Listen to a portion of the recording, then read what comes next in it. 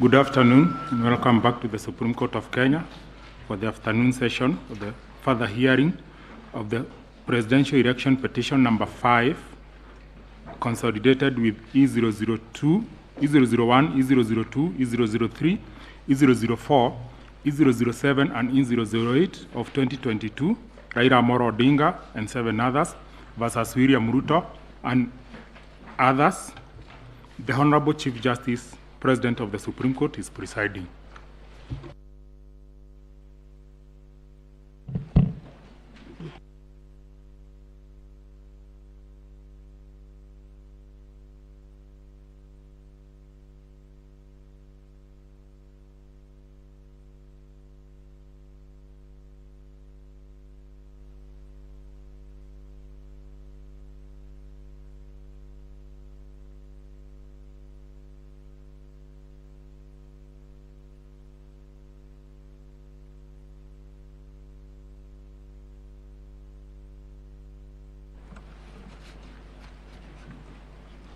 Yes. My Lady, the Chief Justice, the Deputy Chief Justice, my Lady, my Lords, in this matter, I appear with Mr. Emmanuel Bitter and Radhika Arora for the Attorney General. From the outset, I would wish to state that the Attorney General has been named as a respondent in petitions number E002, 003, and 007. He has filed a notice of intention not to oppose any of the petition in which he is joined as a party pursuant to Rule 11.2 of the Supreme Court Election Petition Rules 2017, and would wish to declare that the Attorney General is completely neutral on the dispute before this Honorable Court. The Attorney General nevertheless wishes to address this Honorable Court on 2 issues. The first of the issues are very grave allegations against some members of the National Security Advisory Council by the chairman of Iebc on grounds that they visited the Tallying Center on 15th August 22, from which certain allegations have been made, which I'll come to. The second ground I will address this Honorable Court on is as a matter of public interest on the issue you have raised on issue number 6, which is the interpretation of Article 138(3) and 10.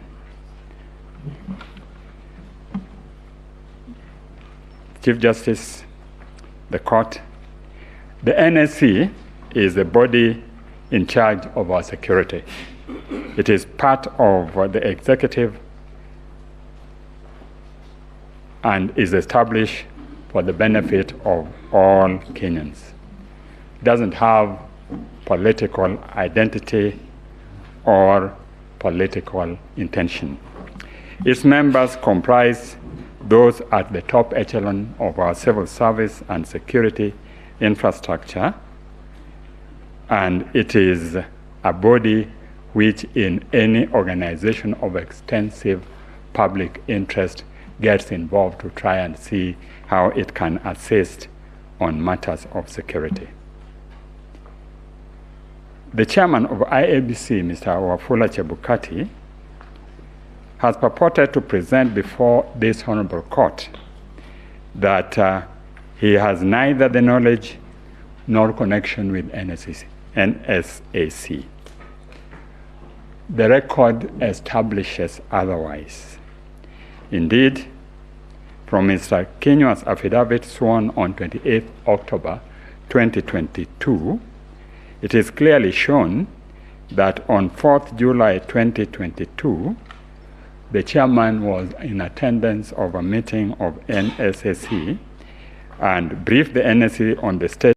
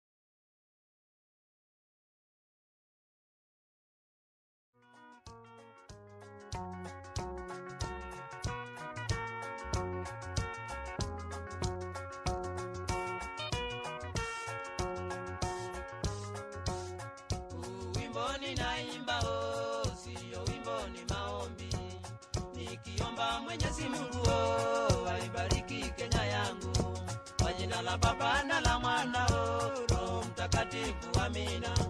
Kwa jina la Baba na la Mwana Roho Mtakatifu, amina.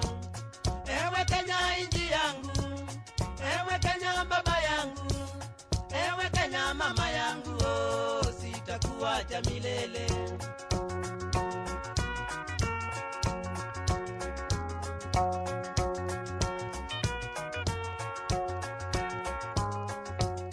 Akili zangu, nguvu zangu, nimeziweka mbele yako. Bibi yangu na watoto, nimewaweka mbele yako. Tabu zangu, shida zangu, ziangalie Kenya yangu. Tabu zangu, shida zangu, ziangalie Kenya yangu. Ewe Kenya nchi yangu, ewe Kenya baba yangu, ewe Kenya mama yangu, sitakuacha milele. The chairman posits that he was early in the morning, when you go through his affidavit, visited by a number of individuals, some of whom comprised politicians and some of whom were various eminent persons in the country, and that their intention was not to enhance the credibility of what he was doing.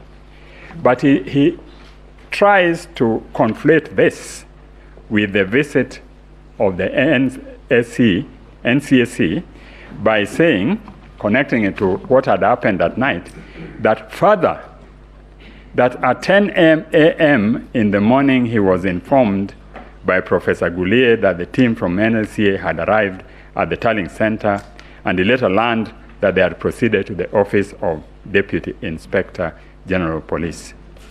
Nothing could have been true than the fact that he was rang by Mr. Kinyua, who told him that because of security concern and tension which was arising in the country, arising out of non-transmission, and of course we have had an example on this in previous election, he was sending a team to go and visit him and discuss the issue of security. That notwithstanding, the chairman pretends that this was an issue which he only came to know when he was informed by Professor Goulier. But immediately thereafter, he concedes that he was rang by Mr. Kinyua, but pretends that the call was by Mr. Kinyua to tell him that the team was coming to discuss the succession procedure, which is a matter which, to his knowledge, neither him nor NCSC are involved. The chairman then adopts confess and avoid posture to discredit the mission by conceding that Kinyua indeed called him, but to discuss assumption of office. We know that assumption of office is a process which is statutory, and members of that office had been appointed and are known and are not members of NSAC or persons who went to see him. Further, it could have been stated in the midst of ongoing tension that the NSAC is sending a delegation to discuss assumption of office when the whole country was waiting and tensions were rising, and in fact there was almost a breakdown at Bomas as these things were going on. The mission was led by Kennedy Kihara, who was the only person who addressed the chairman. The other members didn't speak, and the other commissioners of the other commissioners of Iebc of NCSAC, Mr. Kennedy Kihara, and the mission was led by Kennedy Kihara, who was the only person who addressed the chairman, and the other commissioners of Iebc. Mr. Kennedy Kihara, in his affidavit sworn on 28 February 2022, equally confirms that his whole presentation was to express the need to expedite the process of declaring the results and ensuring transparency in order to avert public anxiety. But the attitude of the chairman is exhibited by the contempt by which he treated this team. They were not met when they came. They managed to find where to wait, but they were kept waiting for 4 hours. Members of a security team in the midst of an election where tension was rising. Having led them, the chairman claims that Mr. Kiara proceeded to caution him, among others, that if Iebc declared the results with Honorable Ruto as the president-elect, chaos would erupt, and that the blood of dead Kenyans will be in their hands. But at this time, they were meeting not in the presence of Mr. Kiara and the chairman. They were all contingent of commissioners and the team from the security who comprised 4 other people. And he is trying to allege that an executive, a top executive of government, would have gone and made this declaration in the presence of all these people. This claim is, of course, denied. Mr. Kinyua, as you know, is a top civil servant, he's a top professional. And we all know that in civil service, discretion is the promise of valor. I mean, in fact, they're so discreet that even in normal things, they would not dare have the public know it. Curiously, the chairman reported the events which unfolded at the Tallying Center on 15th August to the police, and they filed both an OB and also made a statement. There was no mention at all of this heinous act. There's also not any mention of the visit in any of the numerous statements the chairman made. As is common in the divided house of Iebc, the chairman was supported by 2 commissioners who incidentally also went to the police and made statements, and both also failed an OB, no mention of this incident. On the other hand, the 4 dissenting commissioners have filed an affidavit dated 28th August, which confirms on behalf of herself and 3 others that the meeting indeed took place and what was discussed was issues of security, as was indicated by Mr. Kiara. The allegations made by the chairman are extremely grave and have irretrievably sullied the conduct of the official concerned, and indeed, if proven, can constitute an offense under Section 12 of the Election Act. The court views such allegations with great gravity. It has been the position of this honorable court that where an election offense is alleged, the evidence should be clear, cogent, certain, and the proof of which the law commands to be beyond reasonable doubt. It cannot be based on allegation on one side, on a team which is known to be divided, each part supporting its position, and on allegations of the chairman without any further proof when he had had an opportunity to indicate what happened and failed to do so. In the result, it is my humble submission that the allegation made cannot fly. All the chairman is doing is sullying the character of other people to augment his claim for higher principle and integrity.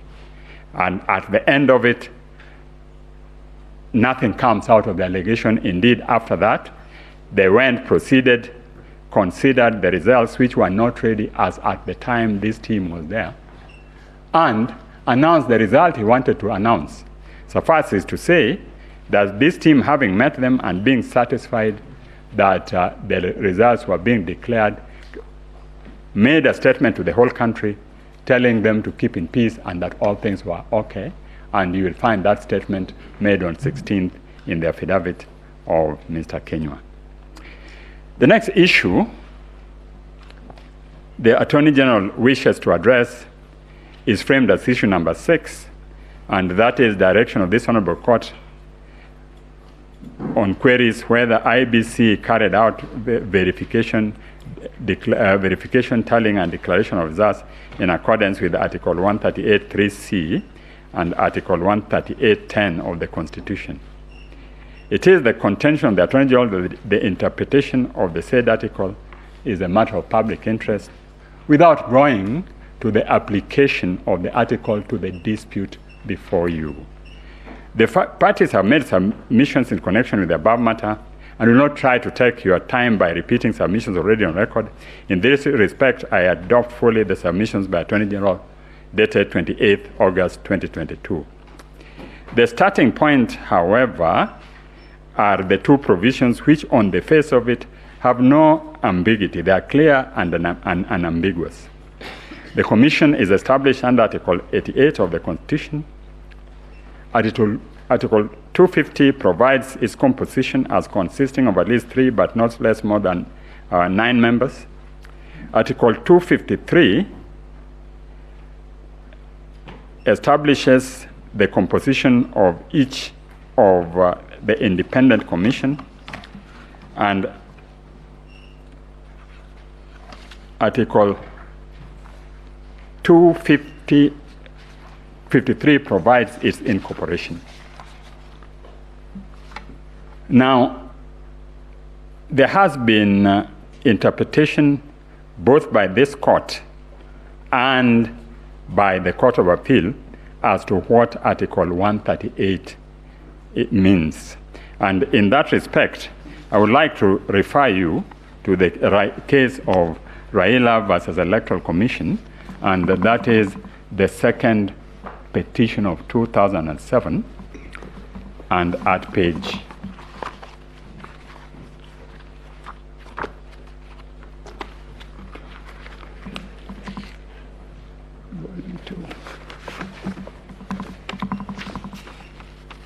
it is starts at page 153.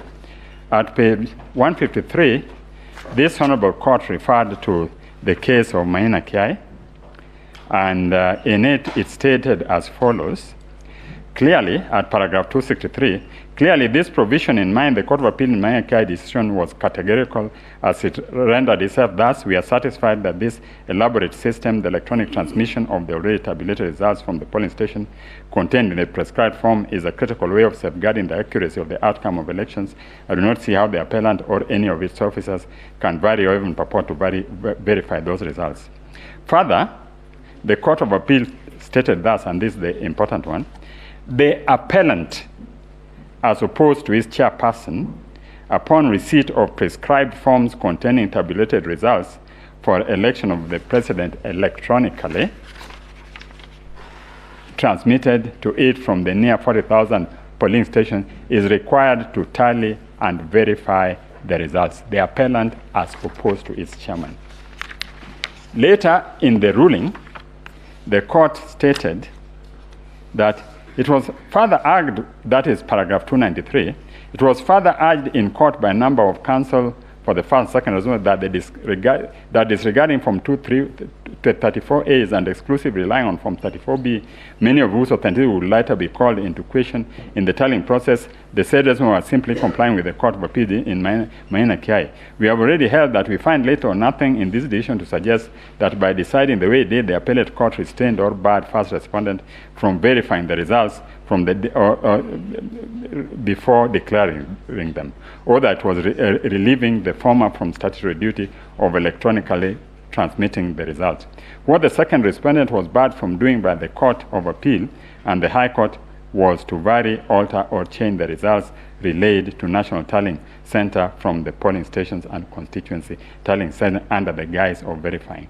So here, when they say what the second respondent was barred from doing, they are referring to the chairman. And it seems to imply that the verification ought to be done by the chairman whereas the court also quoted with approval the finding in Maina Kiai to the extent that the appellant, as opposed to his chairperson, upon the receipt of prescribed form containing tabulated results of election of president electronically transmitted, is required to tally and verify them. The Maina Kiai decision is expressly clear on the issue, and it states at page, I think it is page 104 of our list of authorities, authority number 3, in Attorney General's Case Digest and Bundle of Authorities, page 67 to 107. It says that we hold further that reference to the appellant in sub-article 3C is not to be construed to mean the chairperson, but rather the returning officers who are mandated after counting the votes in the polling station to tally and verify the count and declare the result. The appellant, as opposed to its chairperson, upon receipt. The appellant, as opposed to its chairperson, upon receipt of prescribed form containing tabulated results of the election of president electronically transmitted to it from the near 40,000 station, is required to tally and verify the results received at the National Tallying Center without interfering with the figures and detailed process. In Article 138.10, the chairperson then declares the result of the presidential election and delivers a written notification of the result to the Chief Justice and to the incumbent president. That is now circumscribed and narrow the role of chairperson of the appellant. So it is clear from that according to Maina Kiai, the role of the chairman was to declare the results, and the role of the Iebc was to tally and verify. And that is indeed consistent with the expectation of Article 10, our national principles and national values. So we humbly request this court to take this opportunity to clarify the position without, I think we need to emphasize, and based on what Justice Lena Ola was raising yesterday, the issue of prospectivity and retrospectivity. We're not going to that as the Office of the Attorney General. The Office of the Attorney General want a clarification of this provision for future election and on how it impacts on other commissions. Is executive role conferred on the chairman, or the chairman is part of the commission and can only act in community with the commission? And that is consistent also with the provisions of the amendments which were done, some of the amendments which were done in 2017. You will notice that the commission has clearly delegated functions to the returning officers. Section 39(1)A, that deals with National Assembly and County Assembly for them to tally and verify and declare. And 39(1)B deals with the right of the returning officers to tally, verify and declare the governor, senator, and county women assemblies. But the provision purported to confer the right on the chairman to deal with presidential elections, and that Maina Kiai was very categorical that it was contrary to the provision of the Constitution, and this is what they said. They said that the controversial regulations 83.2 and 87.2 were not affected by amendments, and the object is not difficult to see. The High Court, having found those regulations, that's at page 105, to be inconsistent with the Constitution, it was in bad faith for the appellant to reenact them while pursuing this appeal. It is our firm position that the purpose for which Section 39(2) and 3 of the Act and Regulations 83(2) and 87(2)(c) were promulgated or made have the effect of infringing constitutional principles of transparency, impartiality, neutrality, efficiency, accuracy, and accountability. So that was the position of Maina Kiai. Maina Kiai came to this court. The appeal didn't succeed, and therefore it has impliedly been confirmed by this court. So we humbly request your lordships to take this opportunity, and my ladies, to take this opportunity to clarify that position. To go back, in conclusion, to the members of the NSAC, Lord, I would like to humbly submit that these are Kenyans of integrity, highly professional, who have pulled themselves with their bootstraps and reached the echelon of our system, and it would be very unfortunate when it is left for their name to be sullied in the midst of a political context in which they have no interest. In fact, they were merely asked by the NSAC to send a message. A spokesman was appointed who went and sent the message, but they are now being tarred with the brush of having been trying to unconstitutionally alter a process which is sacrosanct and which they have sworn by their oath to protect in assuming their position. That's my humble submission, and I will donate the 3 minutes to the court. Thank you. Thank you very much. The 3 minutes and 16 seconds are welcome. Thank you. Yes. Mr. Ngatia?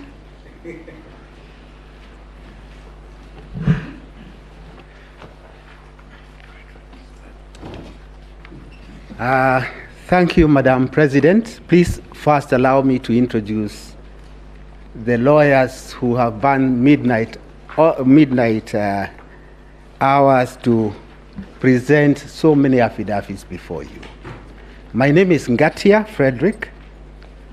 I'm assisted by the following lawyers: Mr. Kirago Kimani, Senior Counsel; Mr. Kioko Kilukumi, Senior Counsel; Professor Kithuri Kindiki; Mr. Katwa Kigen; Dr. Muthomi Thionkulu; Dr. Linda Musumba; Professor Kivuva Kibwana; Mr. Elias Mutuma; Melissa Ngania, who I had the opportunity to present a matter in 2017 with her; Mr. Mwanza Ombati; Mr. Kipchumba Mokomen; Mr. Benson Milimo; Mr. Wilfred Nyamo Mati; Mr. Edward Mureu; Mr. Hilary Sigei; Madam Monica Nyogutu;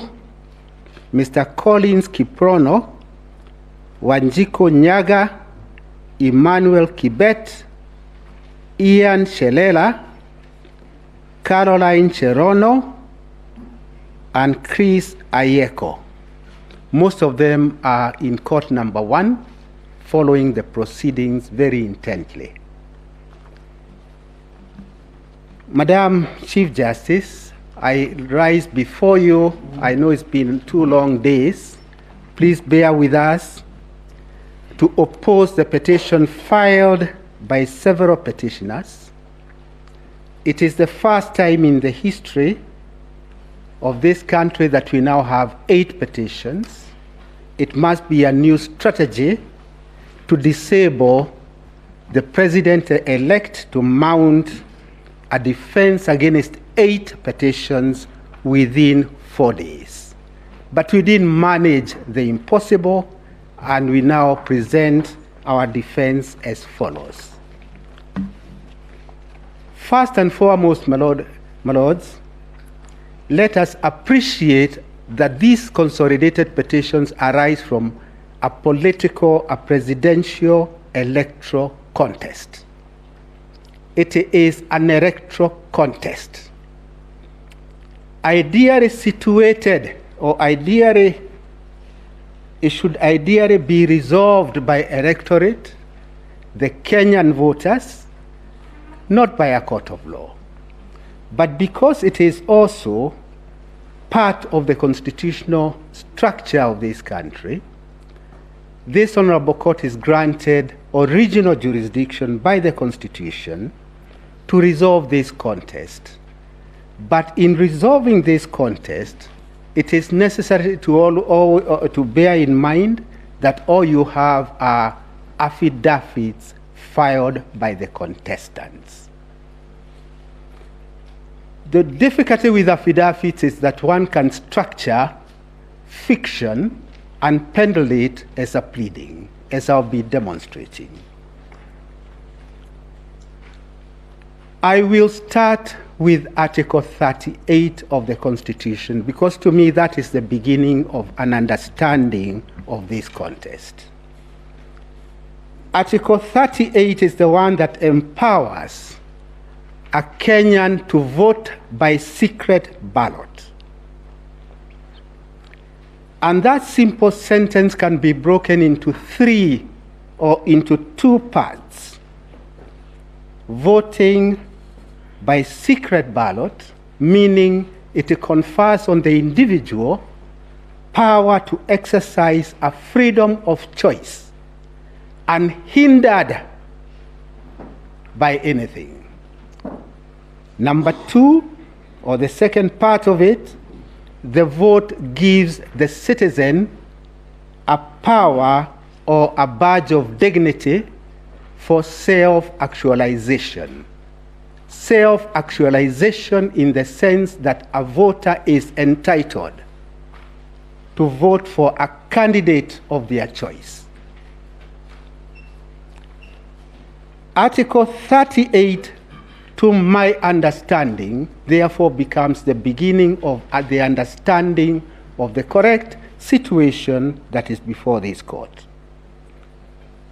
It is common ground, and this is important, my lords, that on 9th August, voting took place everywhere in this republic. There is not a single place that presidential election was not held. Even in Kakamega, Mombasa, presidential elections were indeed held. There is no area in this country that did not participate in that voting.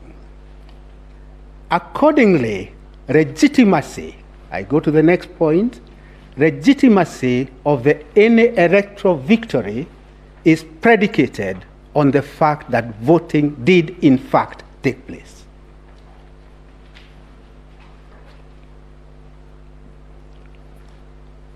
From Article 38, one then goes to Chapter 7 of the Constitution, from Articles 31, going all the way to Article 81, going to 87, which donates a power to Parliament to legislate on elections. I would immediately say this, Madam Chief Justice. The power to enact Elections Act, to my mind, relates to the 5 other tiers of elections. For the simple reason that for the presidential contest, the inquiry is defined in Article 140. The relief is defined in the same article, whereas in the other levels of elections, one could look at the Elections Act. But I'll come to that a little later. I'm doing first and foremost a broad introduction of the areas that we'll deal with.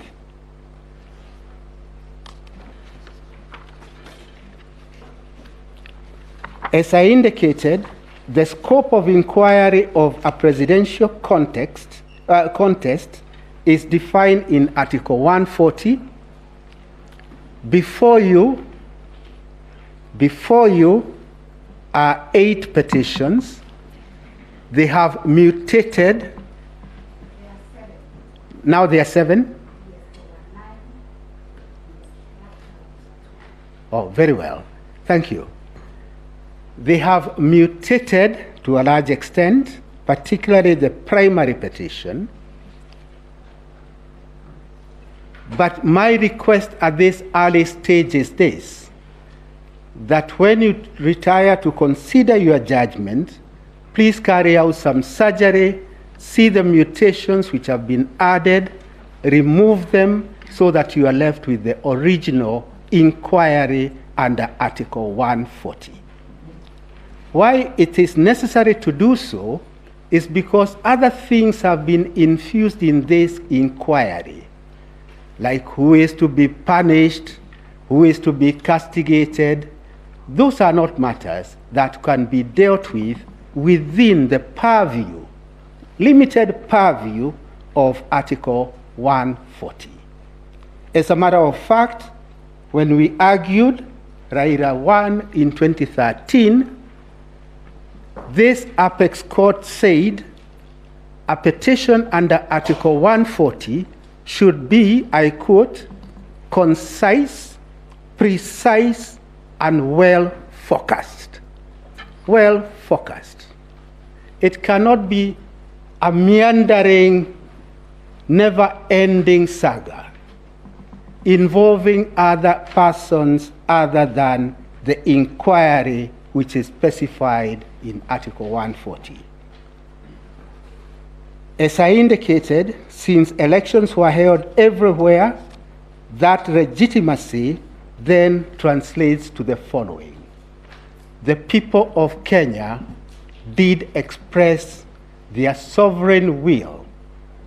They did express that on 9th, and what is now under inquiry is whether that sovereign will by the 14 million Kenyans is to stand unhindered, or whether this court would consider any other remedy other than upholding the sovereign will of the voters. Madam Chief Justice, just barely 2 years ago, Ghana was in the same position that this court is in. They held their elections. A presidential candidate went to the Supreme Court. Identical complaints were made. Complaint number 1, ballot stuffing. Complaint number 2, votes ought to have included rejected votes. Identical with the complaint before you. Complaint number 3, the chair lady was not being fair to the losing candidate. Identical things. And what is now happening in this new space is that we are all getting the drafting skills of our colleagues in other jurisdictions. Dumping and staging, we learned of it in America not too long ago. It is now before you. Ghana, 2 years ago, had identical complaints with the complaints which are before you.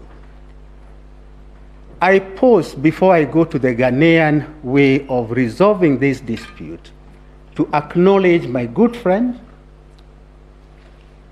the team leader, Mr. Senior Counsel Orengo. He started by saying his case is not based on conspiracy. And he had to do that disclaimer for a good reason. It is the reason that, other than conspiracy, there is no case. And I'll come back to that in a moment. I go back to Ghana. Ghana considered all the evidence that was adduced, and the Ghanaian Supreme Court came to this conclusion, that the work of the court in a contest of this kind is to look for a substantive truth. I underline the words substantive truth. of the elections. Look for the substantive truth of the elections. That's the Ghanaian approach. Then if you look at you are able to ascertain the substantive truth of the election, then the next very important values, they call them values, is to try to get finality and stability. Substantive truth of the elections. Next layer, finality and stability. Why is there need for finality and stability? The whole purpose of these elections is actually to underscore our democracy, to have a government in place for the next 5 years, and then we'll have yet another round of seeking the voters' validation of who will form government. I emphasize the finality and stability because at the end of this contest, what will be bothering this honorable court, if I dare say so, it is what are the reliefs to be given. Elections are carried out by our good Kenyans. I said in 2013, I repeat it again, we are unable to inculcate amongst ourselves the culture of accepting the electoral result. We are just unable to do that. Maybe it is in our psyche, maybe it's in our makeup, but we are unable to do that.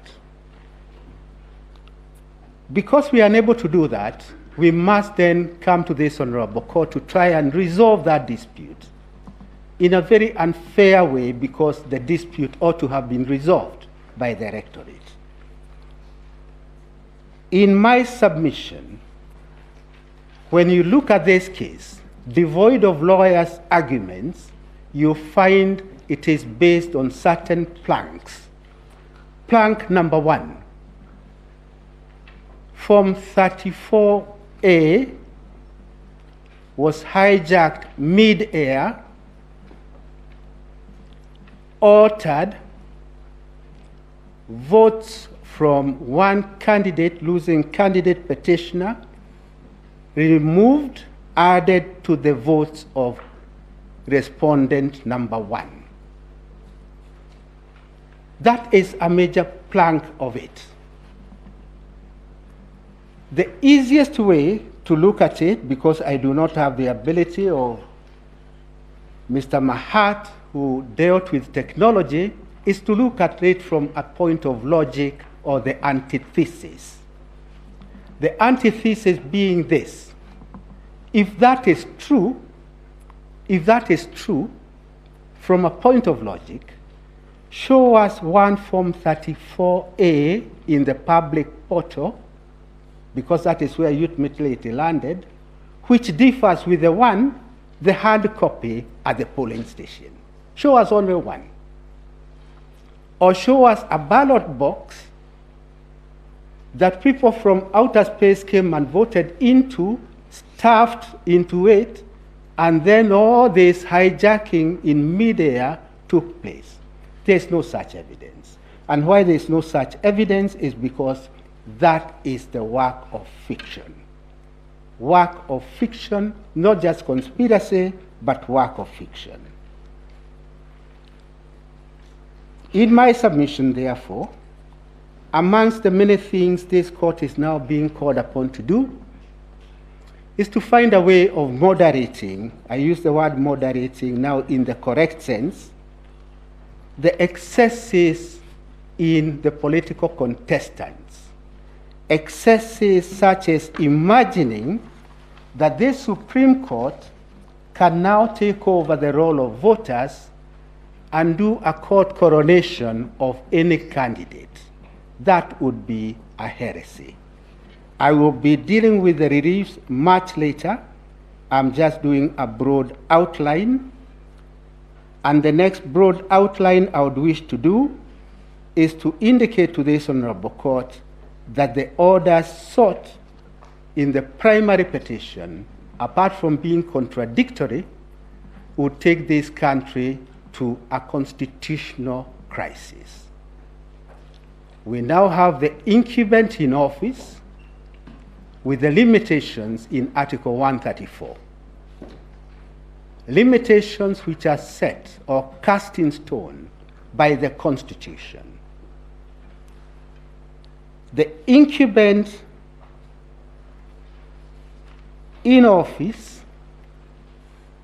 cannot even appoint anybody to take over from any of the public officers being vilified before you.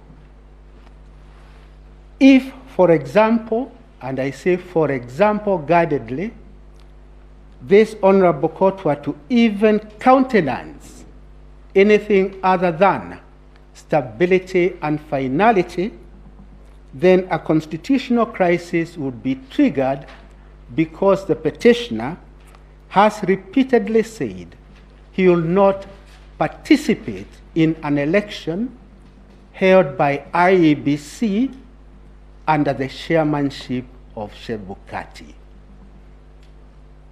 We have adduced that evidence in the replying affidavit sworn by the first respondent. That replying affidavit is before you. It was filed on 26th August. We have attached a clip of that discussion. It's in an affidavit by Samuel Gedhae of the same date, 26th August, and all those are matters that are before you. Since the petitioner will not participate in a fresh election, does not want to accept defeat, then what does he offer? What is the solution he offers? The solution he offers is that there be an election presided over by the vice chair lady of Iebc.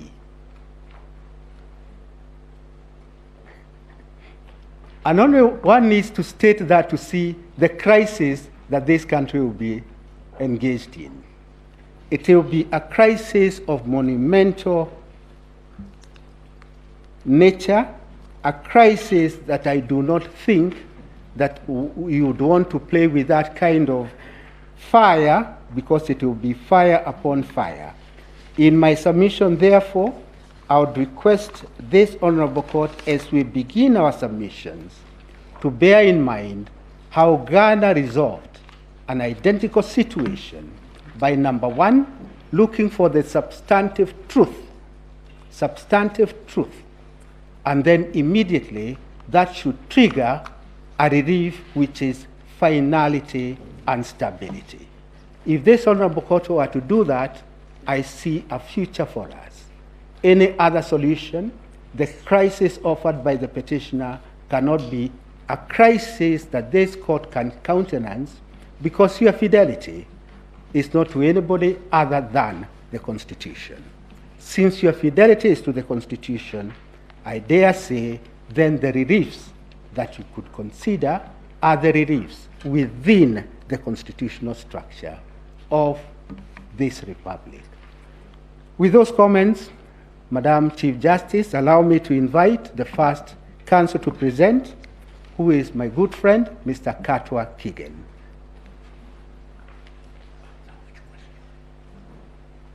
Mr. Katwa Kigen will deal with issues 1, 2, and 3.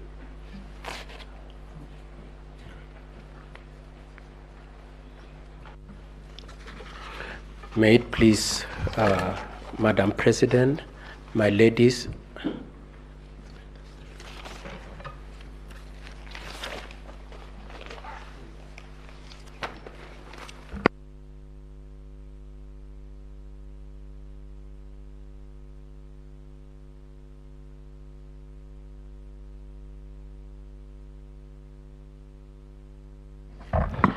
may it please you, my Madam President, my ladies, my lords. My name is Katwa Kigen.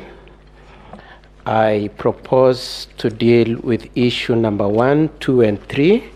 And may I indicate that in dealing with those 3 issues, I'll be dealing with them together with Dr. Mudomi. My lords and my ladies, the 3 issues are to this effect. The first issue relates to the integrity of the technology, and the wording of that issue is whether the technology deployed by Iebc for the conduct of 2022 general elections met the standards of integrity, verifiability, security, transparency to guarantee accurate and verifiable results. The second issue relates to the question of whether there was interference with transmission, and it is to the effect whether there was interference with the uploading and transmission of Form 34A from the polling stations to the Iebc public portal.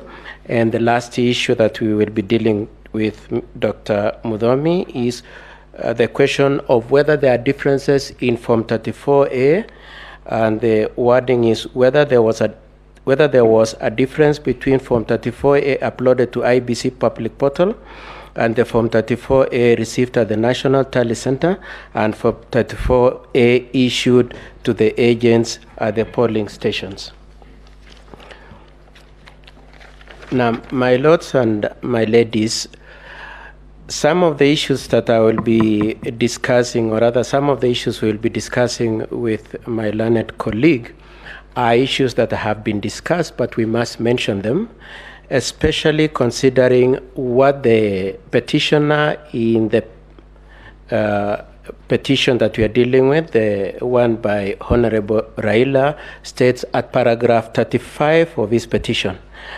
And in that petition, I'm just reading the second sentence of that plea, where he states, the evidence shows that the acts complained of were committed by third parties, senior employees of Iebc, acting in connivance with the second respondent in order to achieve a predetermined outcome in favor of the 9th respondent, and the 9th respondent for purposes of this petition is the first respondent.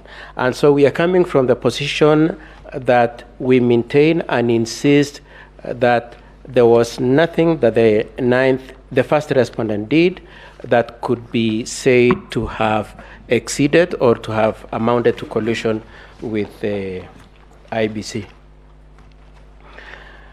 And I would like to start my submissions by reference to the issue of Form 34A and what the first respondent and the second respondent did. My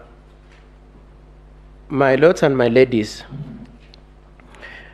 in Maina Kia, it was determined that Form 34A is for all practical purposes cast in stone.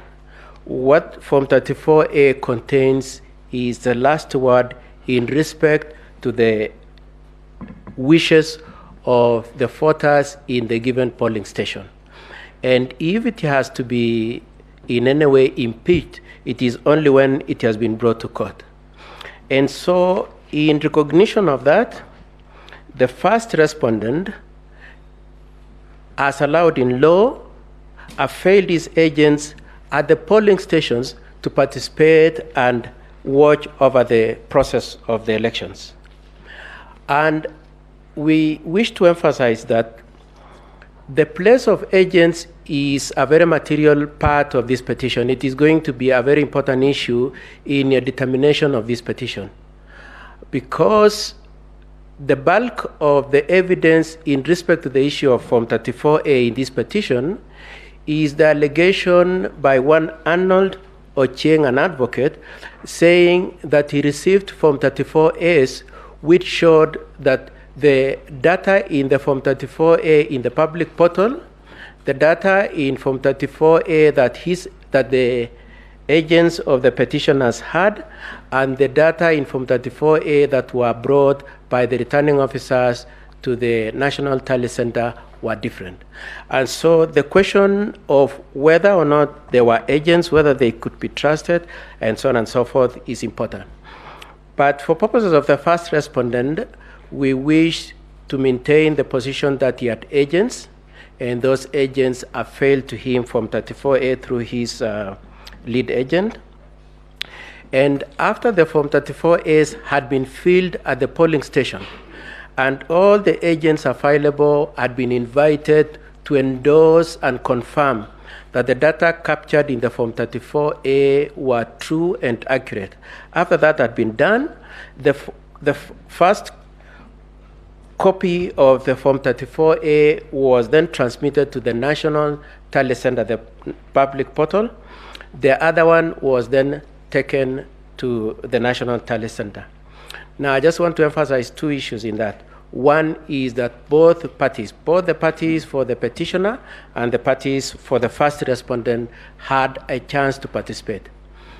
The second thing I wish to emphasize, my lords and my ladies, is that in the entirety of the petition, none of the Form 34As at the point of the polling stations have been presented as having been challenged at any point. So that then the irresistible conclusion that should be made from the point at which the Form 34A originates is that those Form 34As represented an accurate state of affairs at the polling station, both in terms of data and in terms of the integrity of the process of voting and the counting of the votes. And as I said, then the Form 34As find their way to the National Tally Center, both in terms of transmission and the physical delivery by the returning officer.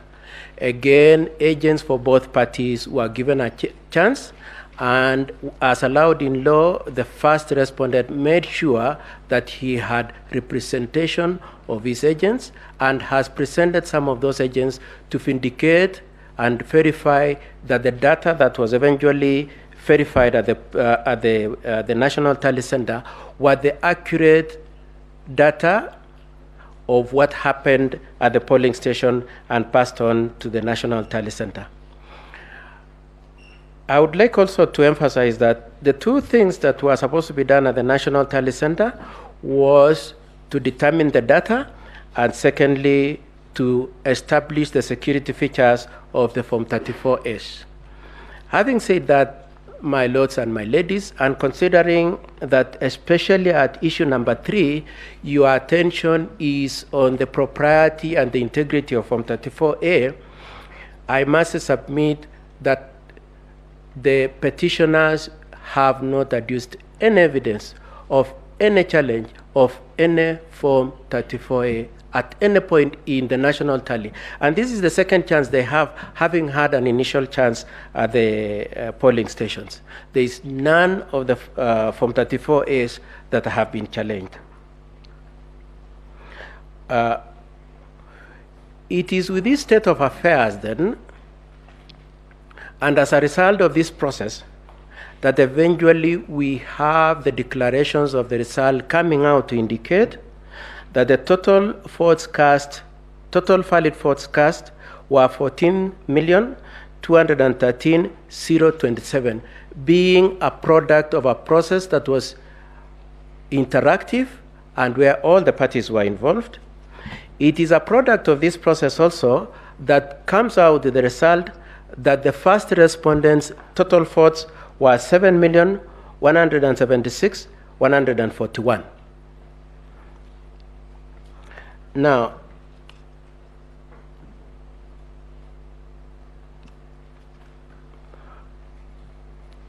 the process of verification of the Form 34As before they were transposed to Form 34C is a process that took 6 days. And over the period, all the 6 days, my lords and my ladies, as I already indicated, there was no objection to the verification of the Form 34As. It is our submission, my lords and my ladies, that the petitioner, through his agents, were happy with the process up to the last minute when the tallies were done, and it reflected a win for a party other than the one they wished. So that the reluctance and even this petition is based on objection as to who the Kenyans had wished to be their president. Having said that, then I would like to move on to the main party who has challenged Form 34A. The witness the petitioner has brought for purposes of challenging Form 34A, being one Mr. Arnold Ochieng, and especially all the respondents have referred to him. Probably I shouldn't miss the opportunity to mention that Arnold Ochieng is an advocate. And some of the criticism we have about his affidavit and what it contains is to be looked at with a higher regard of the fact that being a lawyer, he should know more. One, my lords, he has sworn the affidavit and attached Form 34As when in his affidavit he acknowledges he was not an agent at any point. And so it brings in the point that that affidavit and what he says is hearsay. Number two, he produces about 20 Form 34As, and in all of them, he does not mention the agent who gave him. He does not say, I received. He says this Form 34A is defective because it has data that is at variance with the public portal. It is at variance with Form 34A that was brought to the National Tally Center. But he does not say at any point which of the agents gave him that Form 34A. Number three, he brings the Form 34As and says they were given to him in terms of either photocopies or photographs from the agents who were on the ground because he was not there. But he does not produce a certificate of electronic evidence to show that those agents have confirmed that indeed this Form 34A was properly generated and is capable of being treated as evidence of any property value in the consideration of your case, of this case, sorry. And lastly, my lords and my ladies, Mr. Ochieng then certifies that these Form 34As that I'm producing, having skipped, of course, certification from the point of agents, he does a certificate himself saying this Form 34As that he's presenting to court meets the criteria required by Section 106 of the Evidence Act, the electronic evidence. That certificate, my lords and my ladies, says it is a certification of a production of a video, when in fact the attachment he produces are forms, Form 34A. And so, my lords and my ladies, in considering that item number 3, the issue number 3, we pray that you take into account that the principal witness on that issue of Form 34A has adduced absolutely nothing in support of the petitioner's case. Firstly, my lords and my ladies, on our part as the first and second respondents, and similar to what the third and the fourth respondent did, was to pick the Form 34As that the petitioner had brought and said they demonstrate that the Form 34As lacked integrity. And then we went to those polling stations and asked the agents and the presiding officers in those polling stations to confirm to us what they know about the Form 34As that Arnold had brought to this court. And my lords and my ladies will see that we have attached over 6 affidavits from the agents, and each of them say each of those forms were falsified. And I'm using the words falsified to be polite about the issue. I know my colleagues have said worse than that on that issue. The third issue I wish to take up on the issue of Form 34A, the first one was the process. The second one is the evidence against the first and second respondent on that. The third issue I wish to take up about that Form 34A relates to the issue of how they were housed in the public portal and the transmission. And the first point I wish to observe and submit, my lords and my ladies, is that we pray that the court keeps the conscious awareness that the elections were not electronic elections. they were manual. The only issue that was electronic was photo registration, photo verification, photo identification, and the results transmission. And in these proceedings, our focus and attention relates to transmission.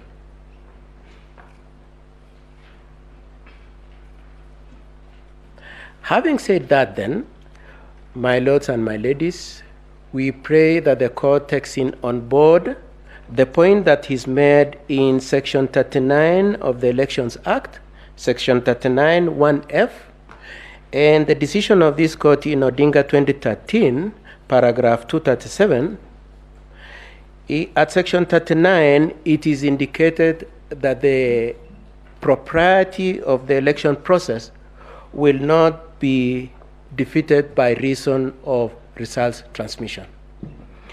And in the Odinga 2013, the court said that it takes judicial notice that it is possible that technology can fail and our elections will not be held captive to the likelihood and the risks that relate to technology.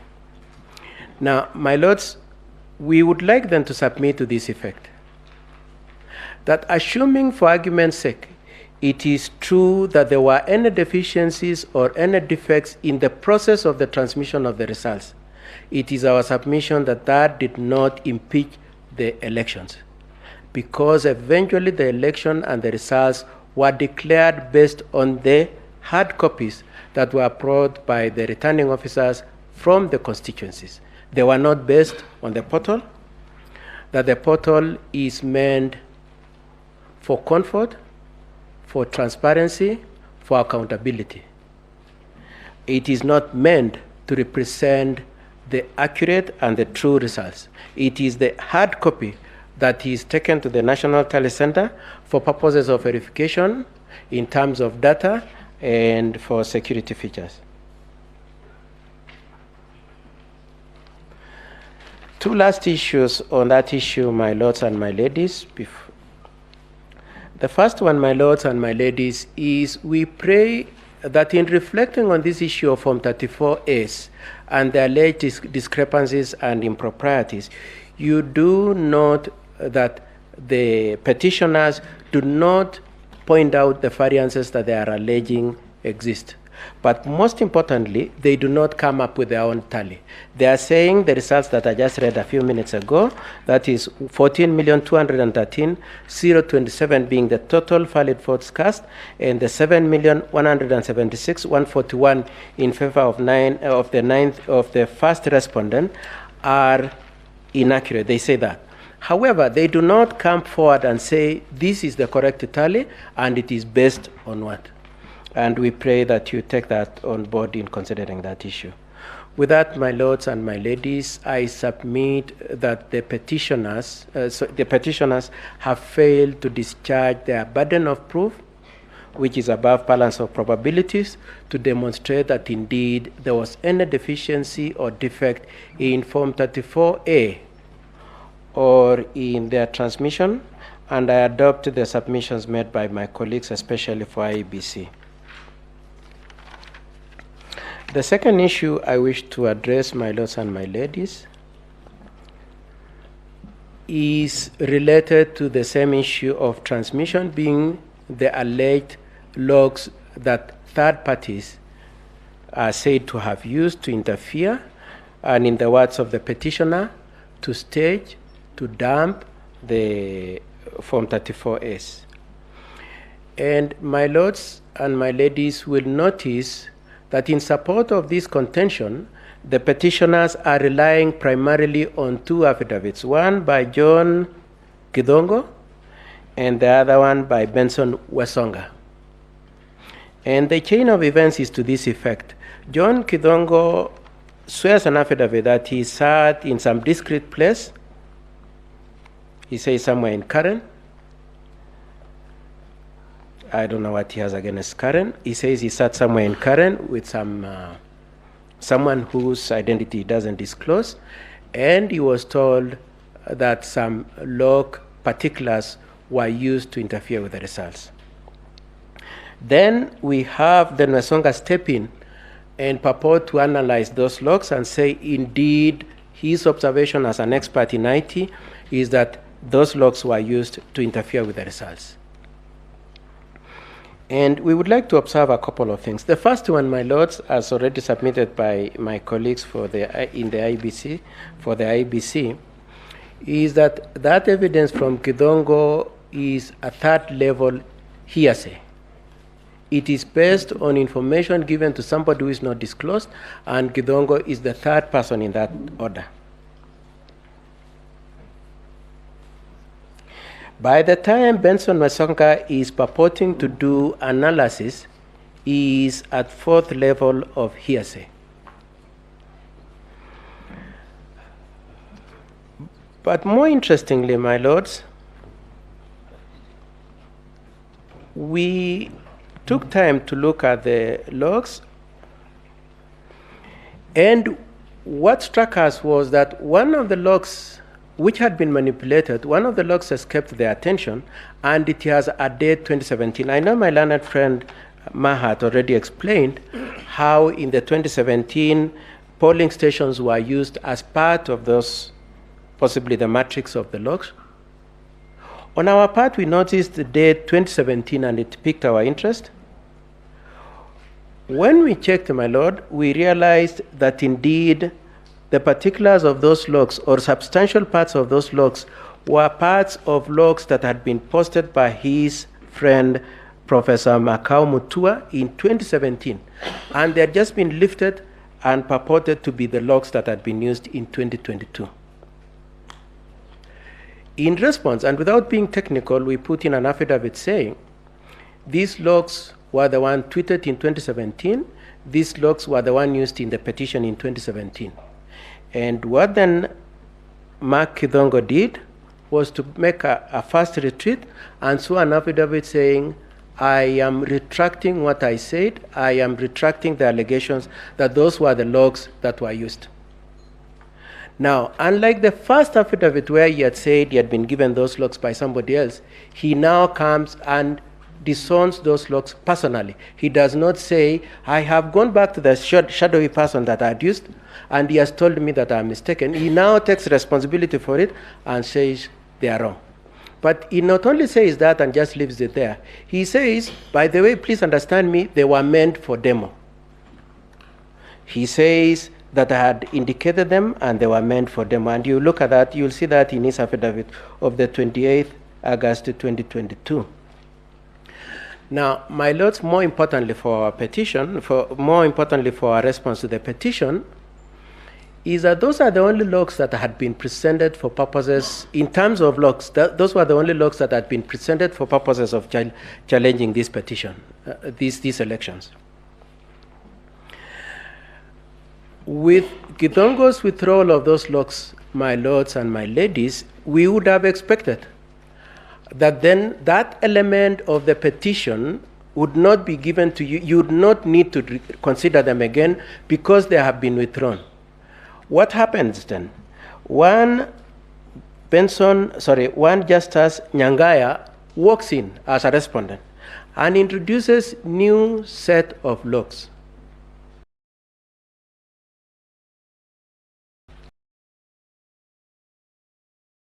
He jumps into those ones and now analyzes them and again says they demonstrate and indicate that there was interference with the transmission and the public portal. My lords, as my senior counsel Ngati had indicated, we have a scenario where the petitioners were able to have friends in the part of the case of the respondents. And then we have the situation where Nyangaya as a respondent now makes a new petition, my lords. And we would like that to be an issue for your consideration. Whether you will look at the new logs that have been introduced by Nyangaya in the cause and purport that he is a respondent when in fact he is an extension and a surrogate extension of the petition. We submit, my lords, that and my ladies, that you should reject the attempt to have introduced a new petition, one, and number two, a petition that was filed out of time, and number three, that has been innovatively done by the petitioners to extend their case. We pray that you do find that the issues of the locks are dead and they are not available for your consideration. As my learned friend Mr. Mhat said, and Abdikadir said, we would pray, and Mr. Gumba also said, we would pray that you apply your minds to the scenario where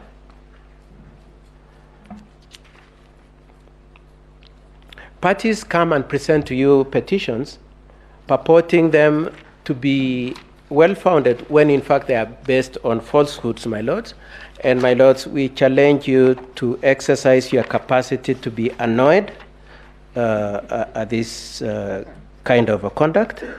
Lastly, my lords and my ladies, I have been instructed to also say something about the arguments made by my friend Omutata in petition number 7, in which he argues that the data shows that indeed none of the contestants achieved more than 50+1. And I just want to say three things, my lords and my ladies. Number one is that Omutata, in paragraph 14 of his petition says the 65.4% that he's using was picked on the 9th of August to 2022. My lords, as Mahat already explained, that figure kept changing, as by close of day on the 9th of August it had changed to 64.6, and by close of all the data it was 64.7. My lords, he used a percentage that was not static but was moving. The second thing, my lords, is that he used the wrong denominator. He calculated his data using the total registered voters as opposed to total registered voters in respect to the KIMs that had reported their data. And I think Mr. Mahat already explained that very well. And for all those reasons, my lord, we pray that you do not come to any temptation that indeed the 9th respondent did not achieve 50+1, but indeed to adopt the calculations as done by Iebc. Thank you very much, my lords. I pray and request to cede ground to my friend, Dr. Thiongolo.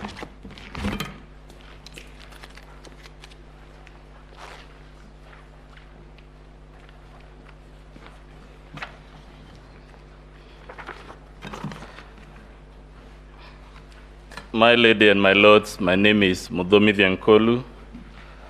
My senior started addressing you on the fictional aspects of the case before you, and I'll focus on showing you why it is fiction. And in the literature and the arts, they talk of several genres. When we thought about this matter, we thought the fiction before you is of the genre called tragic comedy. That is a combination of comedy and tragedy. In terms of tragedy, we thought of Macbeth, and we thought of Macbeth talking about the demise of Lady Macbeth and the frustrations of life, and saying it is a story full of sound and fury which signifies nothing. I will tell you shortly why this petition before you is a work of fiction, and specifically a story full of sound and fury, what my colleagues have called shock and awe, but which signifies nothing. We thought of the comical bit of this case that we have to engage this eminent court to hear spurious allegations. And the comedy we thought about is called Much Ado About Nothing. And we'll be hoping to persuade you that the case before you is not only full of sound and fury but signifying nothing, but is much ado about nothing. Lastly, we came closer home and thought of a work of fiction in the realm of comedy and tragedy by a son of East Africa called Shaban Roberts. That work is called Kusadikika. And many of you, my lords and ladies who have read it, you will find it is a work in which people are invited to believe every allegation, however spurious, however preposterous. And we suggest to you that maybe the petitioner himself is taking you to be that country called Kusadikika by Shaban Roberts, in which if you're told the sun rises in the north, you don't apply your mind. Your challenge, my lady and my lords, is who do you believe amongst all these people with stories and counter stories? Is it the man whose name combines the names of two saints, John and Mark, and the third name, Githongo,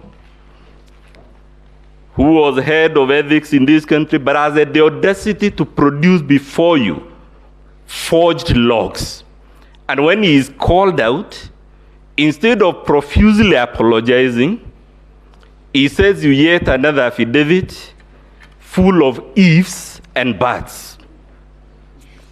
Is it Arnold Ochieng Oginga, advocate of the High Court of Kenya, a learned man, to be fair, but who produced to you documents that were disowned by all the presiding officers, and documents he hasn't told you where he has found them, and which my classmate Mr. Mahat was able to show you have actually been doctored to fit into the narrative of the fiction?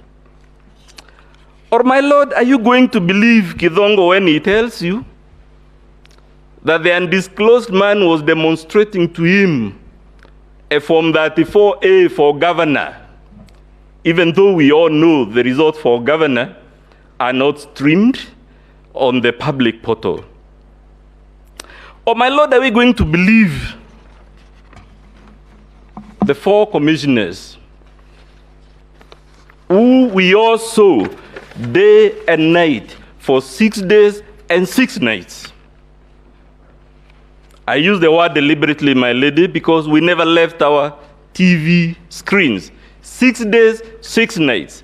We saw them announcing results that had been verified, and you were told by Mr. Mahat, indeed, they announced most of them. But when the winner becomes apparent,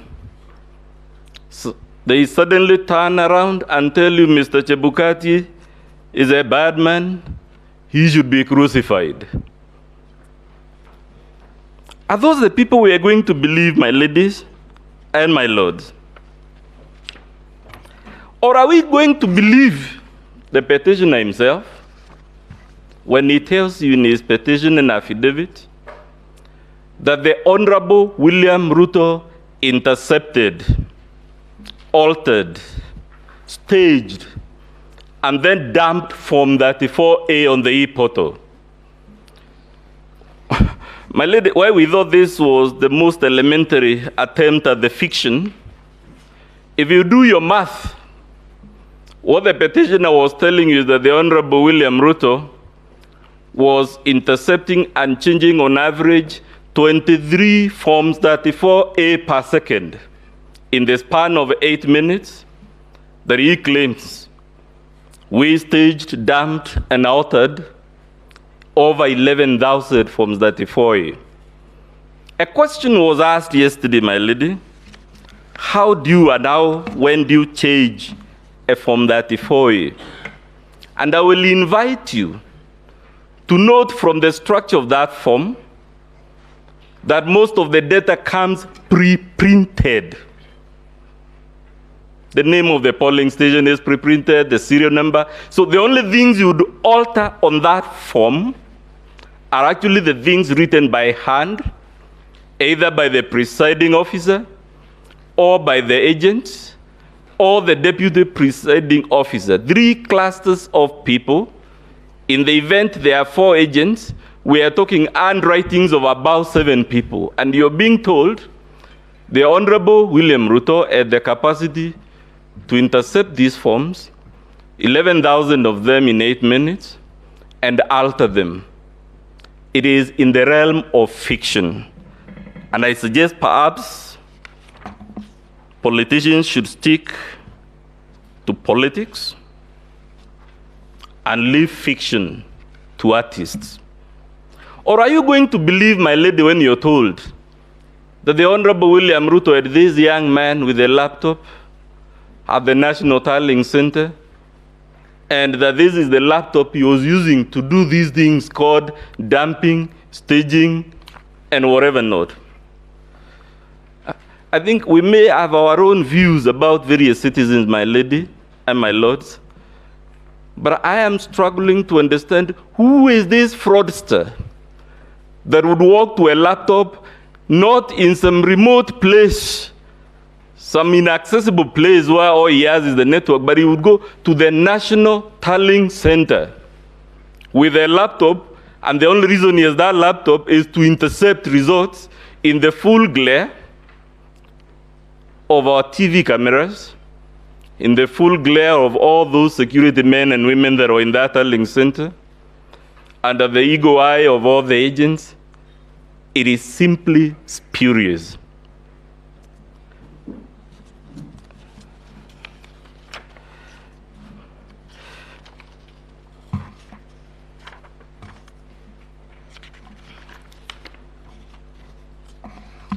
My Lord, you are told all these things, and I'm sorry if this is repetitive. The least would expect is you to be shown a Form 34A that was altered, and not the ones they have cooked as a work of fiction. The least we expected is for them to tell you which are the polling stations in which this interception, staging, and dumping occurred. In short, my duty, my lady and my lords, is to tell you, even if you are to look at this case with your most magnanimous and generous set of eyes, even if you are to be as benevolent as Father Christmas, the verdict you would return is that this case before you is a story full of sound and fury, but which signifies nothing.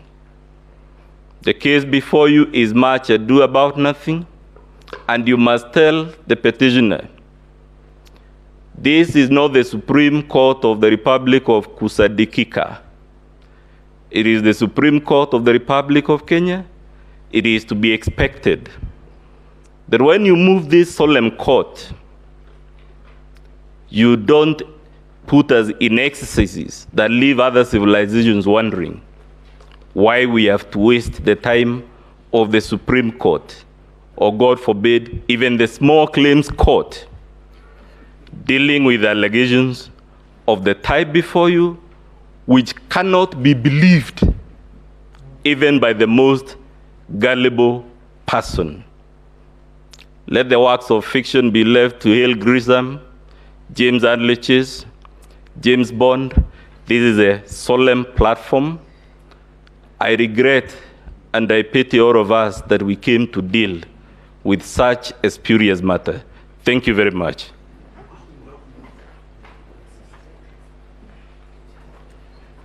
I see the ground now, my lady, to my learned friend, Melissa Ngania. She'll take over on issue number 4 and 5.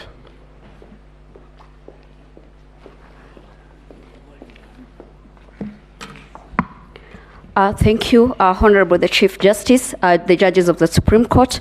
For purposes of record, my name is Melissa Ngania.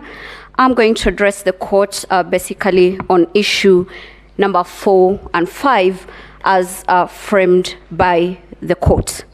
The cornerstone and the grievance of the petitioners in regards to the two issues, number 4 and 5, is the question of the postponement of the gubernatorial elections, as well as the variance of votes within the elective positions. As to the mathematicals, the custodian of the numbers has demonstrated before this court this morning that there is actually no variance, and whatever variance could be explained. But more importantly, Honorable Chief Justice and the judges of the Supreme Court, what is the grievance against our client? That is William Samoei Ruto and Honorable Rigathi Gachagua.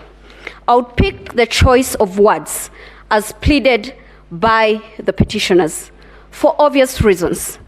This is an election petition, a presidential election petition that has the crust of proving its standard to the required laid down principles in law. Now, this is what one Celestine Anyango tells us. She tells us that the grievance against my client is that a pattern throughout the country where the 9 respondents appears to benefit from a fraudulent paddling of votes in violation of the law. They are not sure of that. They've not laid a credible, tangent evidence as to the paddling of that votes to the benefit of our clients in this respect to warrant this court to annul the elections as conducted. But what is more disturbing is the position of the Kenyan voter.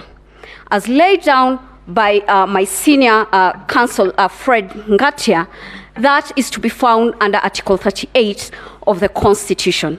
But more importantly, we have a history as a country.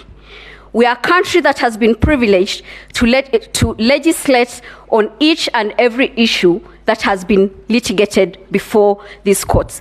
We are a country that even legislates on the time between which a president should be sworn in office, for obvious reasons, because of the history that has culminated around our electoral law jurisprudence. Now, the appreciation of the cornerstone of Article 38 then would seek refuge in the Constitution of Kenya Review Commission. This court, in the famous BBI case, categorically stated the history behind our constitutional making process. I'll not wish to regurgitate the same, but I'll beg the court, when you retire to write your judgment, to adopt your paragraphs of that decision, paragraph 415 to 441 in that respect. Again, Honorable Chief Justice and members of the Supreme Court, judges of the Supreme Court, then what culminated to the Article 38 of the Constitution. In the final review, for us to get the gist of the Kenyan voter, because all that we are trying to help this court to realize is that what was the will of the Kenyan voter as expressed in Form 34A. And the Kenyan voters said what they wanted, and that is to be found under article page 51 to 52 of that report. Now, coming to my submissions and Article 38 in that respect, their views were finally codified in our Constitution under Article 38 in that respect. For purposes of emphasis and so that we do not lose the trajectory of the Kenyan voter, this is what Article 38, Clause 3 says. Every adult citizen has the right without unreasonable restrictions. That is the underlying word. The Kenyan voter wants to vote without unreasonable restrictions, to vote by secret ballot in any election or referendum. What we've been told is that there has been the restrictions of postponement of gubernatorial elections.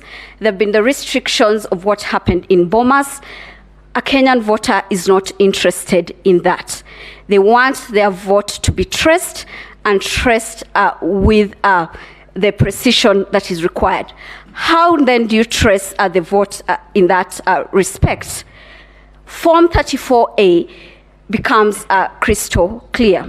The petitioners have not challenged Form 34A in that respect, so that the votes that were cast and tabulated in that respect remain unchallenged. And where they have challenged, we have demonstrated before this court that it is unfounded, it is based on generalization, and it is based on conjecture. It cannot stand the test of what a Kenyan voter would want. More importantly, also, Honorable Chief Justice and members of the Supreme Court, is that how then do you establish other polling stations? Because the problem that we are having is that there are no agents who have demonstrated any problem with the voting at the polling station. Regulation 81 of the Election General Regulations provide what should happen after the voting has been conducted. That is, the valid votes to be put together, the rejected votes, unused ballots, and counterfeits. They are to be preserved for an election court. Nowhere have we been told that none of that happened, or that there was a problem with whatever happened at the polling stations. Honorable Chief Justice and judges of the Supreme Court, Justice Njoki Nungu in 2017, in her dissenting opinion, had this to say, that agents are very important part of the electoral process. These are the agents of the different presidential candidates. Now, if they are not present to certify their role, they should then not blame any other person in that respect. We have established with our agents and filed the affidavits in that regard that indeed the Form 34As were issued to us, and it reflects what Iebc posted in the portal. The petitioners have not discharged that burden. They cannot now come back and say that they would want to challenge an election by failing to do that which they are required in law to do. What has happened? We've been told a lot of stories. We have 8 petitions, all trying to explain a lot of things. In my concluding remarks, I'll seek refuge in the Holy Book. In Proverbs 10:19, it tells us this: when words are many, sin is not absent, but he who holds his tongue is wise. They've had to use 8 petitions to say what they want to say. In those abundant words, then sin cannot be lost in that respect. It will be my humble prayer that the petitions before this honorable court be dismissed. I'll take this opportunity to welcome my learned senior, Professor Kithure Kindiki, to address you on the 6th issue. I'm most obliged.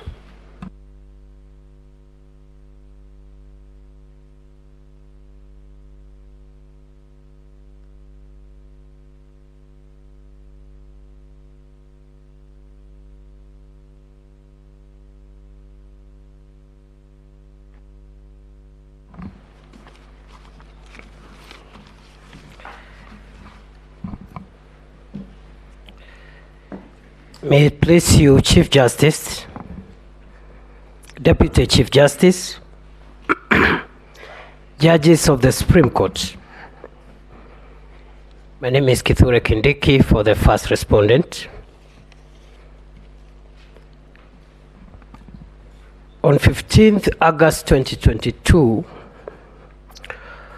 a mob of people, including people holding senior positions as state officers, invaded the dais at the National Tallying Center of the presidential election at the Bomas of Kenya. In what I regard as a very, very orchestrated and clear attempt to interfere with the powers of the Iebc to declare the presidential results following the verification and tallying of those results. As a result, chaos erupted. Several Iebc commissioners, staff, and other people who were lawfully at the tallying center were seriously injured. To date, nobody has been asked even to write a statement on what happened on that day. Today, no investigations whatsoever have been made by the agencies of state which should be doing this. And to date, this heinous and frontal attack on our democracy remains unresolved, and the perpetrators are marauding around the country, and some of them are in this courtroom. Chief Justice, judges of the Supreme Court, the events on that fateful day mirror what, in our respectful view, took place on January 6, 2021, when a rowdy gang of violent protesters laid siege on Capitol building in Washington, D.C., in the United States of America, following the spectacular defeat of Donald Trump as president of that country in the 2020 election. The chronology of events of that day, the day our country was shamed in the eyes and in the presence of diplomats from all over the world, local and international press. The events are detailed in the affidavit of Mr. Wafula Chebukati, a gallant son of Kenya. That affidavit is before this court and is dated 26th August 2022, particularly paragraphs 58 to 75. This has been corroborated, my lords, my ladies, by the affidavit of Professor Abdi Gulie and Boya Mulu, the affidavit of Boya Mulu, both of which are before this court, and the relevant parts are paragraphs 17 to 37 and paragraphs 9 to 10, respectively. We respectively submit that the aforesaid activities at the National Tallying Center on 15th of August 2022, regrettably perpetuated by emissaries, agents, supporters, and sympathizers of the first petitioner, who is now before this court seeking redress. Those events and those activities amount to nothing short of a flagrant attempt to overthrow the constitution of our country, to subvert the sovereign will of the people of Kenya, contrary to Article 1 of the Constitution. It is our view that those events alone constitute nothing but an attempt to establish a government unconstitutionally, contrary to Article 3(2) of the Constitution. And in our humble and respectful view, Chief Justice, my lords, my ladies, the events of that day are basically an attempted but failed coup d'etat. Unfortunately, the jurisdiction of this court under Article 140 does not allow it to punish these egregious acts of treason. But these events must inform the context in which the main petition and its offshoots ought to be adjudged. Curiously, the mentioned public officers, who include civilian state officers, including a cabinet secretary, senior military officials, including the Vice Chief of Defense Forces, Head of Police, Head of Intelligence, the Head of Public Service and Chief of Staff, which is itself is an illegal position under our Constitution. All those people have not denied that they met the Iebc in plenary. The only thing they have told this court is that they went there to try and fast-track the declaration of results and not to do what Mr. Chebukati has told this court on oath, which is they went to go and try to have the first petitioner declared as President of the Republic, or otherwise force a runoff between him and my client. With tremendous respect, we ask this court to consider those acts as not only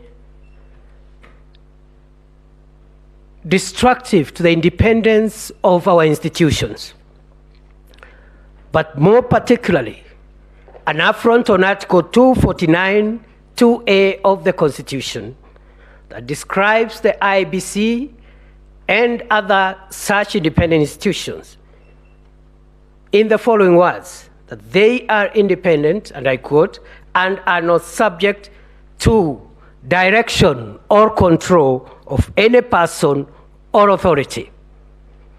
That includes, in our humble view, positive and negative interference, even if, for argument's sake, which is denied, those heads of very sensitive institutions walked into a plenary of the Iebc to fast-track the declaration of result. Even that in itself is illegal and unconstitutional. What are the principles upon which the context we have laid should be adjudicated? Chief Justice, members of the Supreme Court, it is the submission of the first respondent that there are at least three immutable principles that run across most Commonwealth jurisdictions upon which this petition and its offshoots should be adjudged. One is the principle that no election shall be questioned or declared void because of errors, informalities, irregularities, or illegalities that have little or no bearing to the process and the result. This principle, Chief Justice, judges of the Supreme Court, this principle has endured for more than 150 years and was first initiated in the United Kingdom Ballot Act of 1872, Section 13. 2, that the burden of proof in election petitions lies on the person who seeks judicial invalidation of the election, not on the respondents. This principle has been cited in one of the authorities we have relied in and already highlighted by learned counsel's senior counsel, Fred Ngatia, the case of John Mahama versus the Electoral Commission of the Republic of Ghana, 2021. Principle number 3, and this is specific to Kenya and the Maina Kiai decision. The polling station is the true locus for the free exercise of the voter's will. And I'm shocked to see the petitioner and the latest pseudo petitioner, because when I listened to the Attorney General, with due respect, I clearly thought that we are listening to another petition, especially on the issue of Article 138.3c, despite the assurances that he was not opposed to any petition, and I think he fell short of saying he's supporting the petitions. What are the specific principles in the interest of time? The first one, the three are the general principles. What are the specific principles? One, and what I intend to demonstrate with these specific principles and the general principles is that the answer to the question on the issue number 5 is in the affirmative. That yes, the Iebc carried out verification, tallying, declaration of results in compliance with 138.3c and 138.10. These are the reasons. Number 1,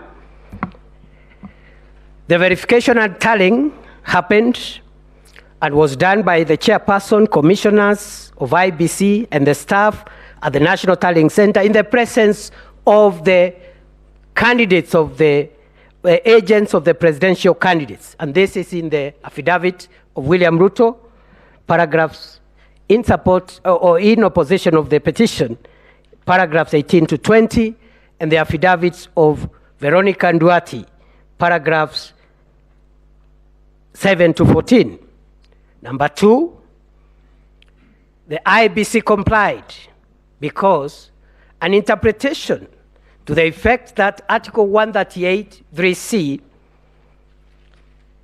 refers to the 7 commissioners, or a majority of them, is inaccurate and pedantic for this reason, that the Constitution and the Elections Act attributes to the Commission certain acts that are eventually done not by commissioners, but by both the permanent and temporary staff of the Iebc at the polling station, at the constituency returning the constituency tallying center and county tallying center, and I dare say even at the national tallying center. And that explains why, for example, the Constitution in Article 86.5 and 86B and 86C talks about the commission, but the work eventually is done by returning officers and in the first instance by the presiding officers. C, B, and C of Article 86 of the Constitution, which is not speaking about the National Assembly election or any other election, but the presidential election. The actions of returning officers, presiding officers, are deemed to have been done by the Commission, and that explains our argument. Number 3, an interpretation to the effect that Article 138.3c refers to the 7 commissioners would lead to an absurdity in interpretation, because it is not humanly possible for the 7 men and women who are commissioners, however important they think they are, it is not humanly possible for them to tally results emanating from 46,229 polling stations across the country at the moment. Number 4, verification, tallying, and declaration was done because the right to franchise, Chief Justice, judges of the Supreme Court, this right in Article 38 of the Constitution cannot be subjected to the will, to the veto, or even to the ego of 7 men and 7 women. Even if, as they claim, they think they hold the constitutional veto to try and moderate or alter or balance the will of the people as expressed at the polling station and as received in original 39As. Number 5, verification, tallying, and declaration was done even I dare say, Chief Justice, judges of the Supreme Court, even for the 27 constituency results that were not verbalized, they were not announced verbally, but they were declared because they were posted in the website after chaos broke out at the National Tallying Center. I want to invite the court to consider, in interpreting whether what has been pleaded before this court in terms of what the commission did after that risk on life and limb happened. I want to plead and persuade this court to invoke, by way of analogy, 3 doctrines of law. The first one is the doctrine of frustration in the law of contract, where there are contractual obligations to be performed, but the contract is frustrated. Number 2, the doctrine of necessity in international law.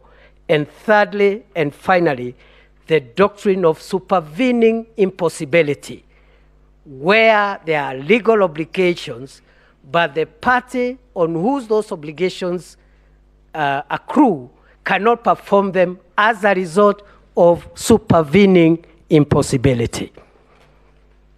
Chief Justice, my lords, my ladies, number 6, the Iebc verified and tallied and declared all the results because none of the 46,229 from 34As have been impeached. Number 7, the Iebc verified, tallied, and declared all the results because the tallying that happens at the National Tallying Center is basically clerical. And I think the commissioner should know none of them, including the chairman, has any role whatsoever that is significant other than just recording the clerical and arithmetical issues. And this is so, and this explains why, even when there are discrepancies between what was transmitted through electronic means and what comes as a physical form, the best that the chairperson, as the returning officer, can do is to note the errors in the error form, and only this court can actually interrogate and decide on the fate of those discrepancies. Number 8, verification, tallying, and declaration was done pursuant to 138.3C and 138.10 because an interpretation in the opposite direction would lead to a constitutional crisis where commissioners who think they have a role to veto and moderate the expression of the will of the people of Kenya in the vote can decide to form factions and have their own candidates, declare their own results, which they have verified in quote and tallied in quotes. Finally, Section 10, 11, and 11A of the Elections Act envisage the commission to include the secretariats and staff, and therefore verification was done according to the affidavit of William Ruto, the affidavit of Veronica Duarte. The tallying was done in the presence of agents at the National Tallying Center. With tremendous respect, I would like to conclude by submitting that this court should find that a petitioner whose agents and supporters are engaged in a kind of behavior that is now of public notoriety, and I invite the court, over and above what is pleaded, to take judicial notice of of the events of that day.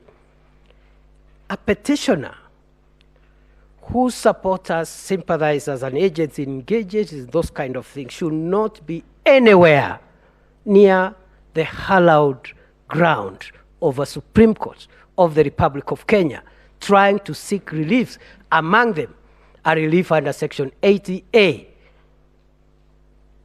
that they be declared winners of an election that they didn't win. We submit that the mob that swelled our image, the image of our nation, including the conductors of the orchestra, are now before this court shouting loudest that we must release Barabbas. This court should stop Barabbas and his mob from benefiting from their own malfeasance. We pray that all the petitions, including the submissions by the Attorney General, particularly on this issue of Article 138, those petitions be struck out with costs. I respectfully and humbly submit. And now, with the permission of the Chief Justice and the court, I yield the microphone to Senior Counsel Kirago Kimani to address the court and submit on issue number 7 and number 8. I thank you.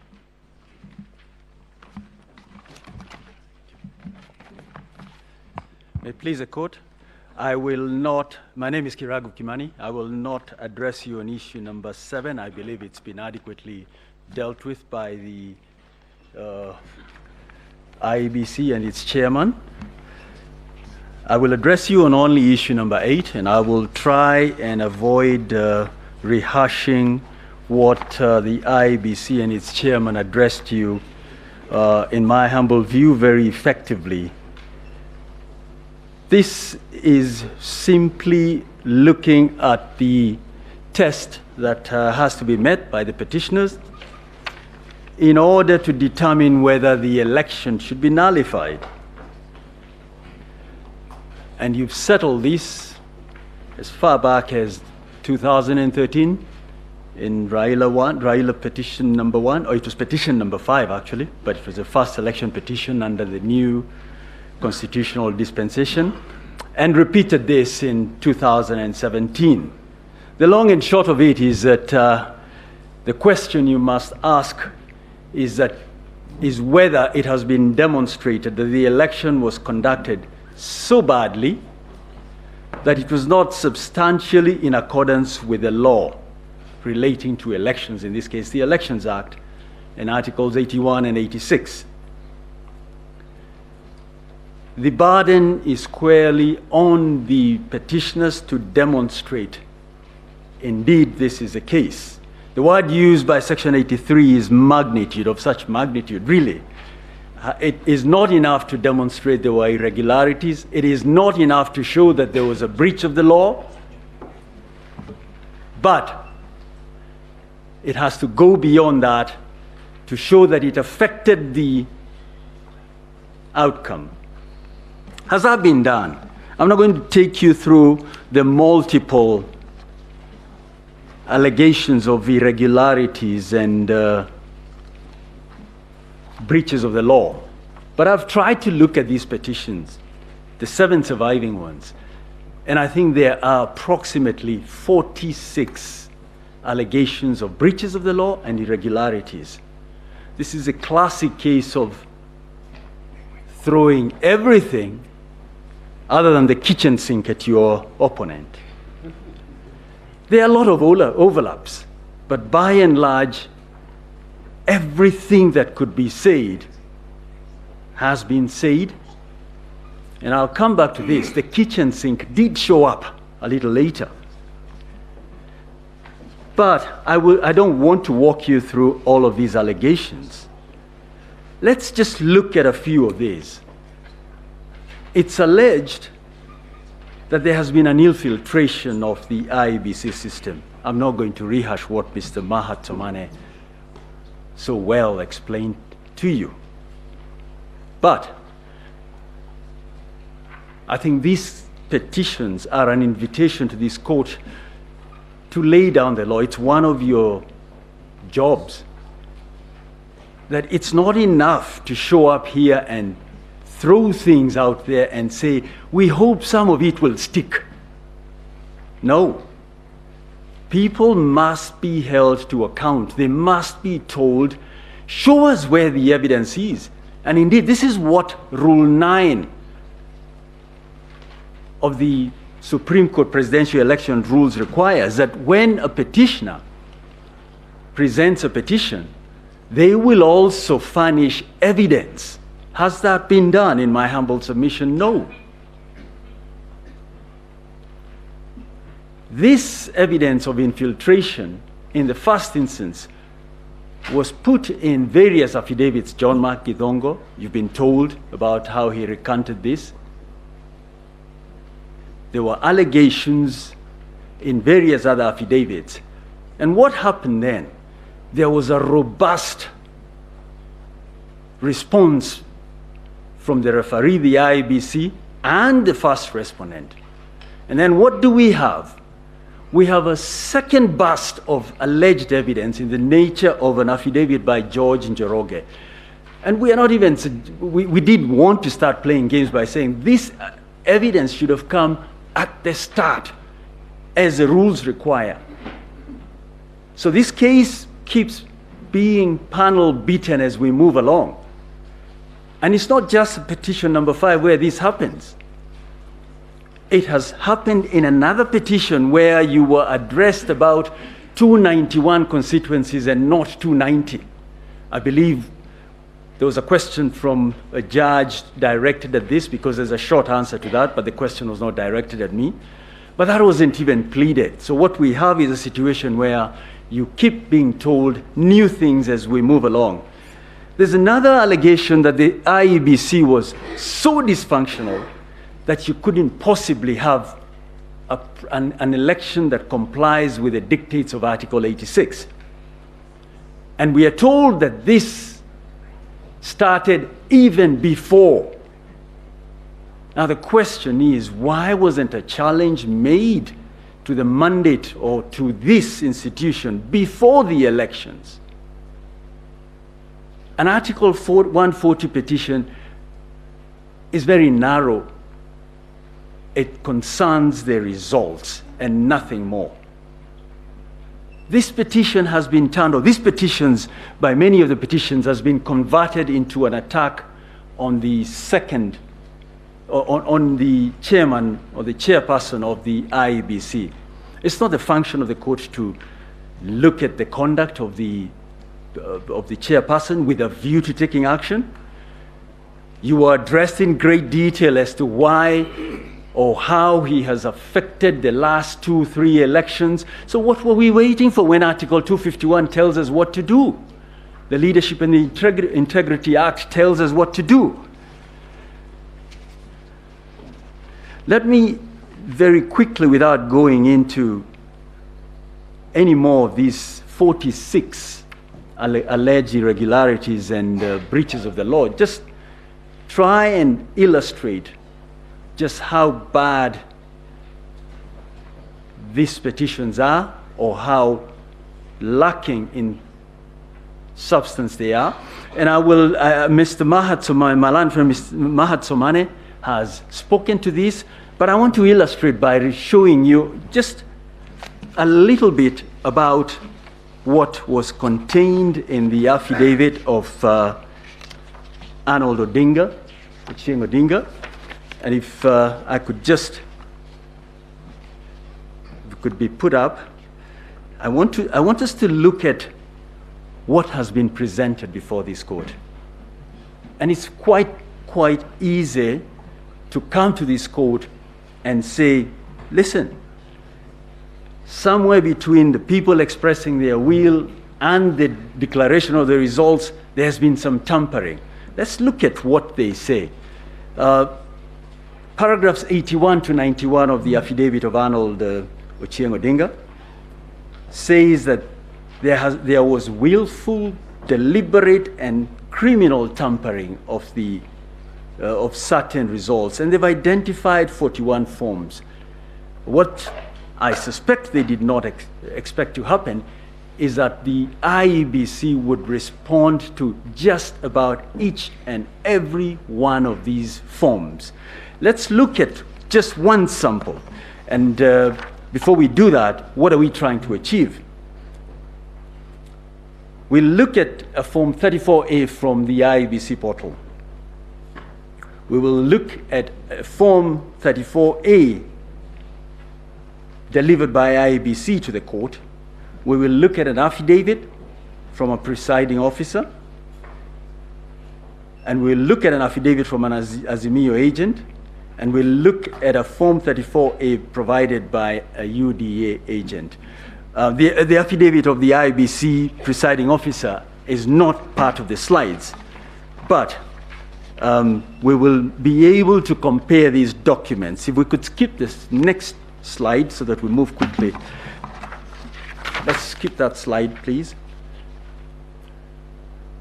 Now the question is where the petitioner's fraudulent 34, where allegedly fraudulent 34A came from, and I'll return to that at the end. Let's just look at Kibagare polling station. The next slide, please. If you look at the signatures, one of the signatures is an ODM agent, Mr. Eric Atuma.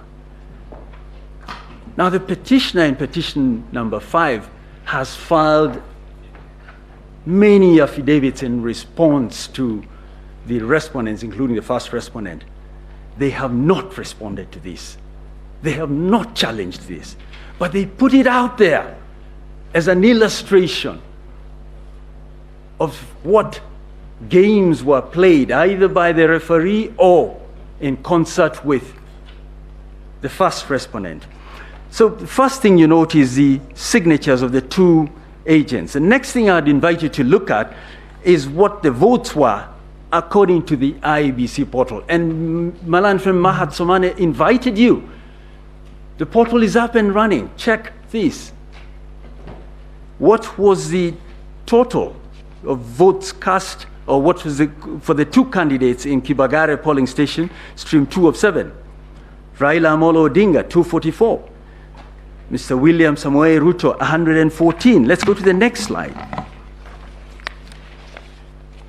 If you look at the affidavit of the presiding officer, he's produced a similar Form 34A. It says it gives the same outcome. The next slide. The UDA agent, same 244 and 114. Then you have the next slide, the Azimio agent,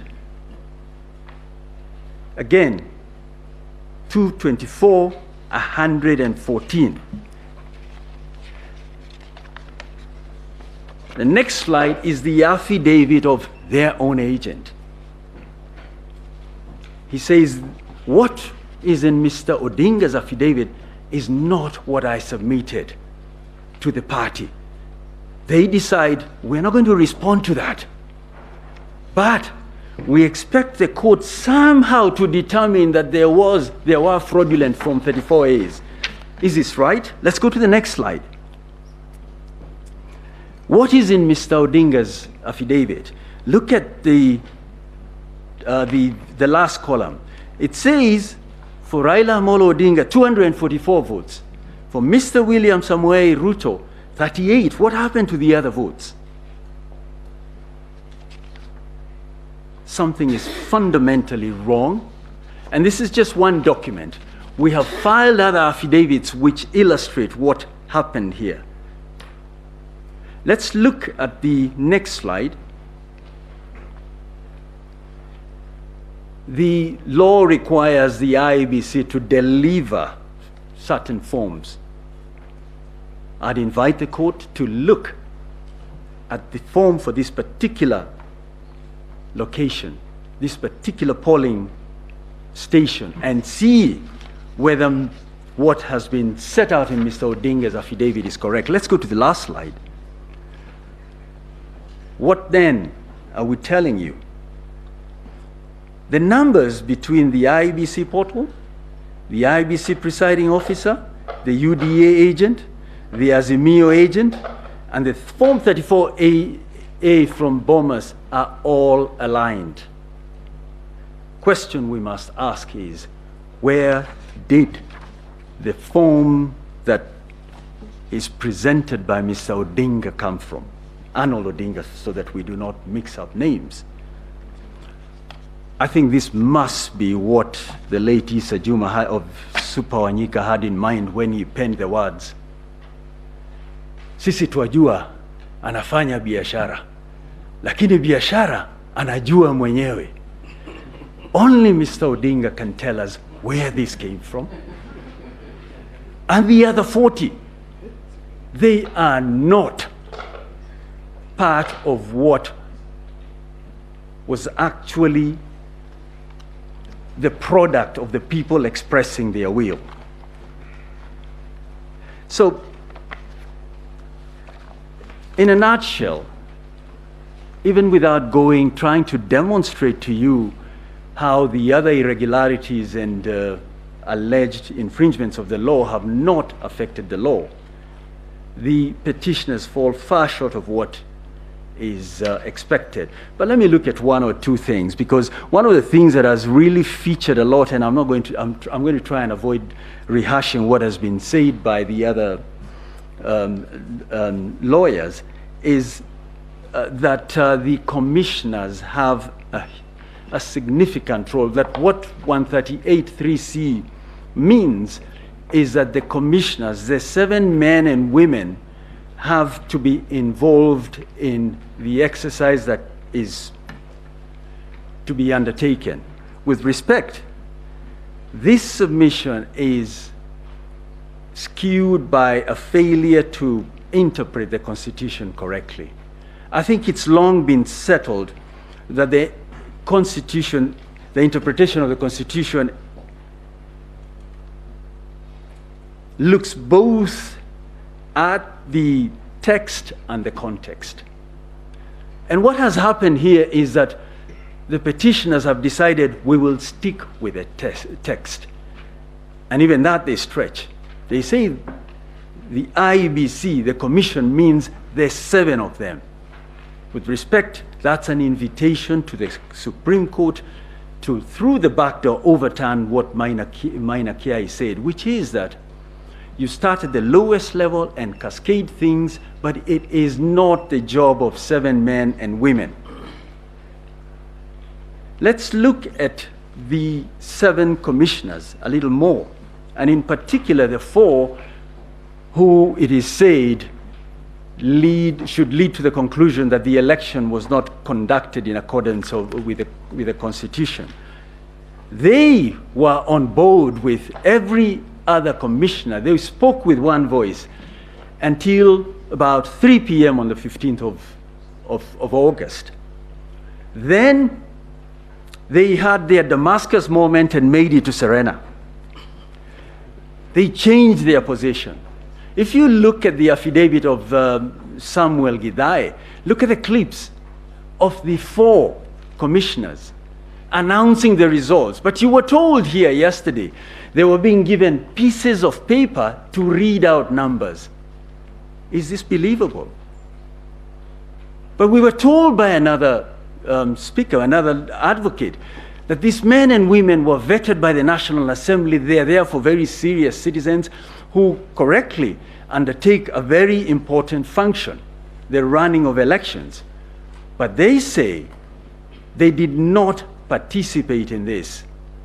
In determining who to believe, look at the context.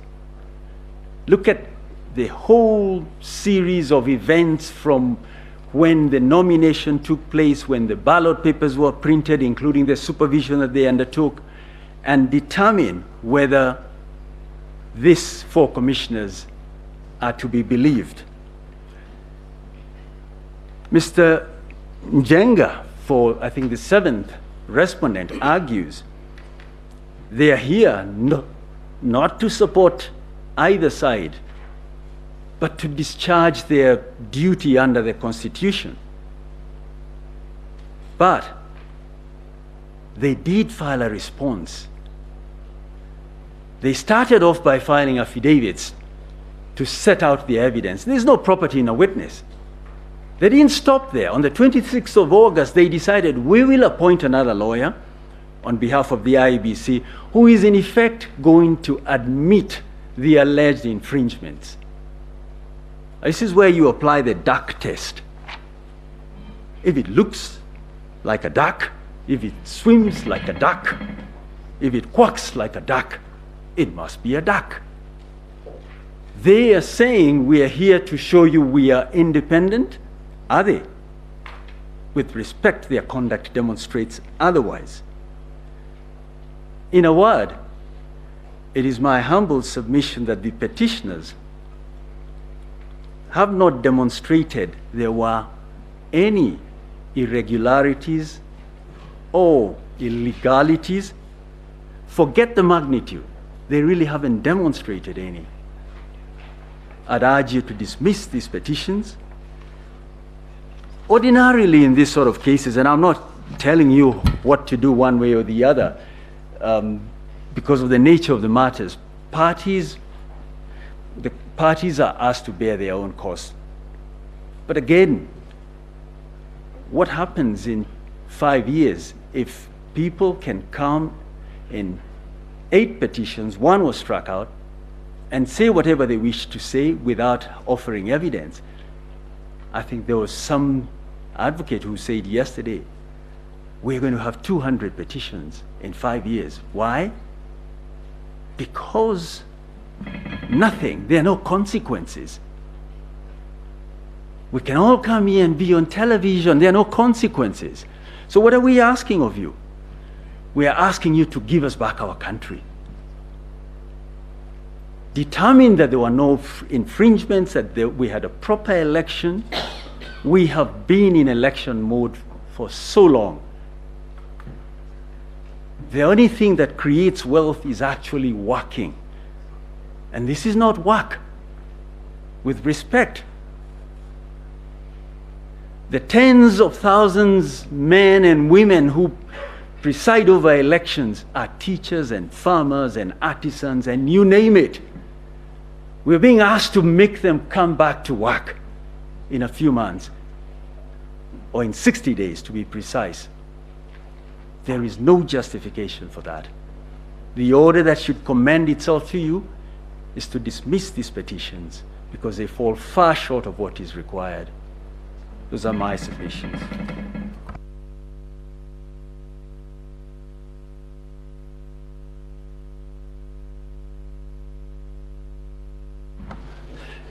Mr. Kioko Kilukumi will now address you on the 9th issue.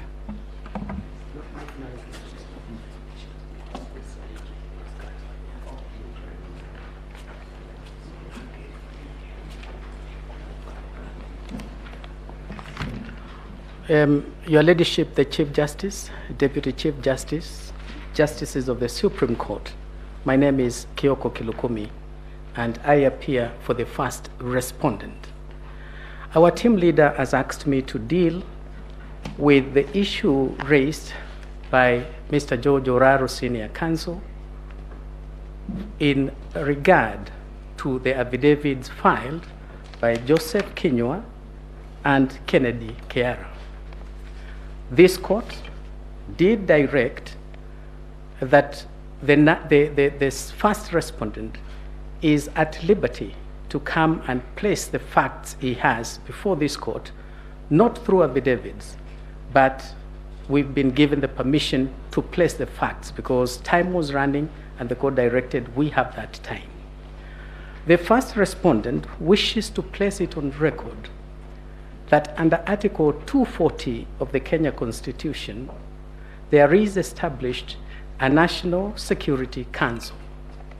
And he is, by virtue of being the substantive deputy president, is entitled to sit in that council.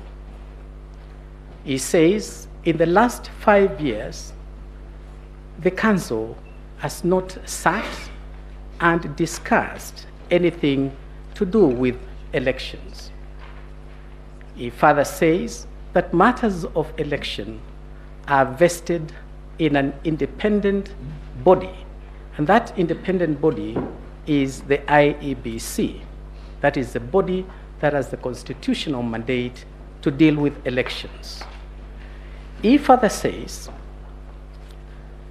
during that period of 5 years, the Council has not asked the National Security Advisory Committee to deal with Iebc on any matter relating to elections.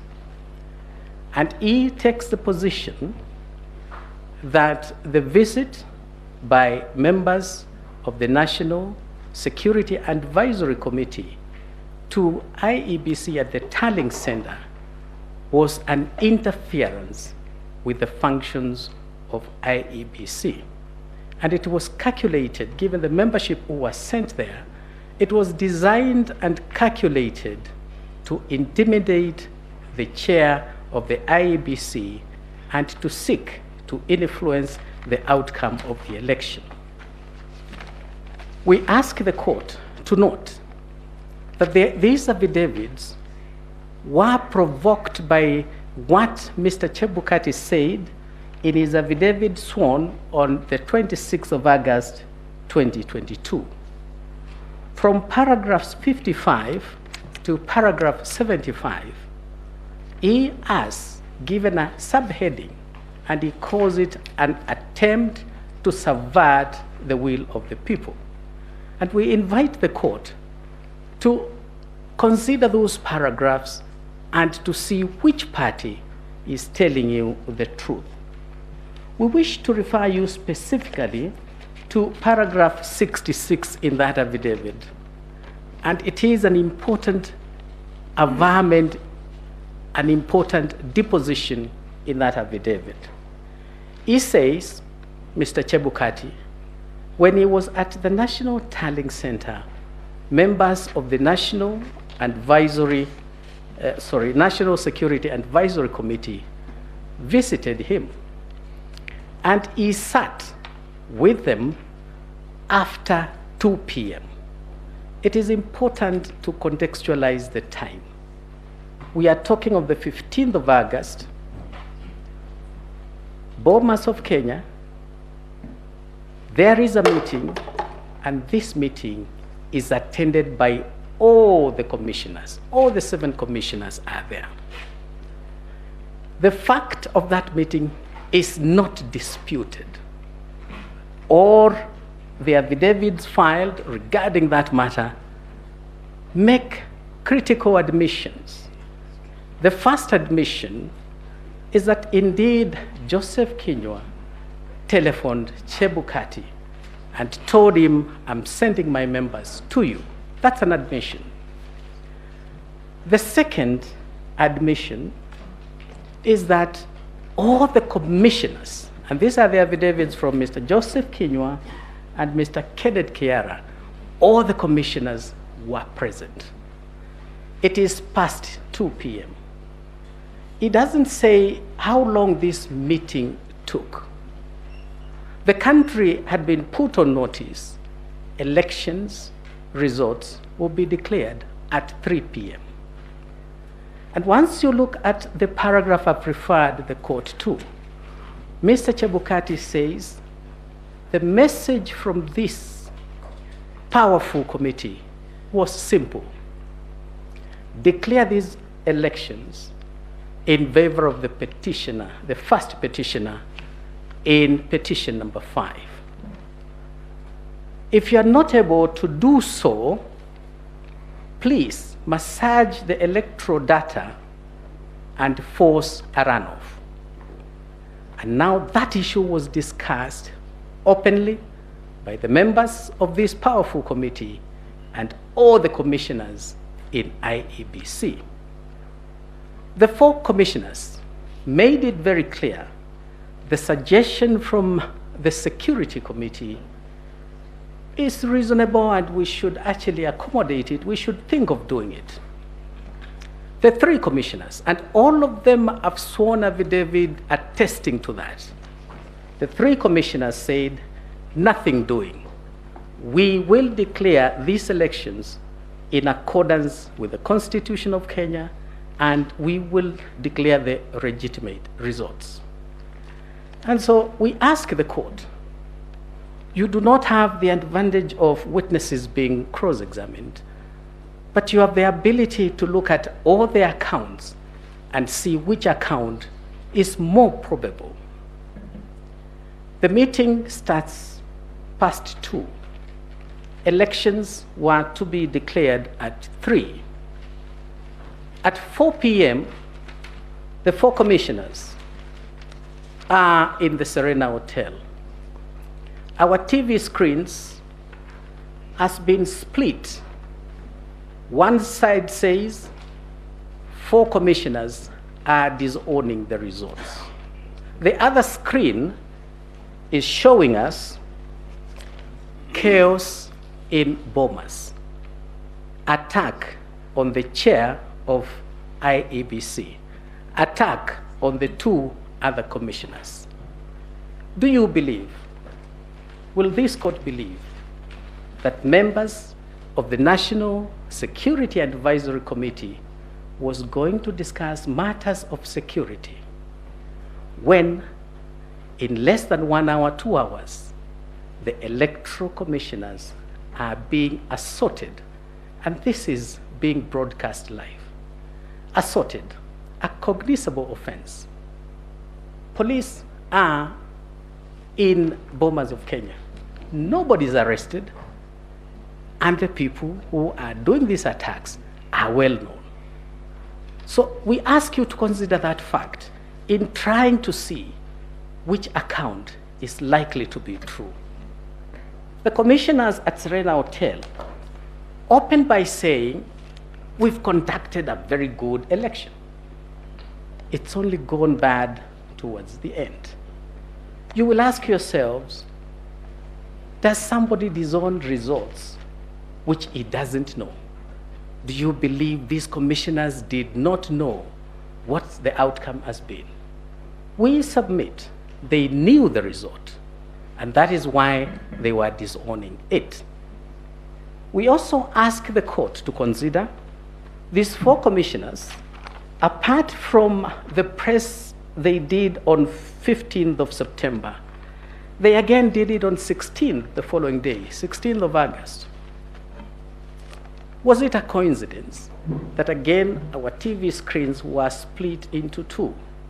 You see the 4 commissioners, and you see the first petitioner, and they are speaking, the language they are talking, the words they are using are strikingly similar. Is it a coincidence? These are matters we invite the court to consider in trying to ask itself, which account do we believe? I urge this court to believe the account given by the 3 commissioners. The will of the people was just about to be subverted, and it was, the attempt was unsuccessful because the 3 commissioners stood by their oath of office and faithfully executed what was expected of them by the Constitution of Kenya. This split between the commission, the court has asked posed questions. When did it happen? Once you look at the affidavit of Chebukati and the timing, at past 2, they are in a meeting, and by 4, they are in Serena Hotel, you will come to the inescapable conclusion that the division in Iebc was caused by the National Security and Advisory Committee. And indeed, they hijacked the 4.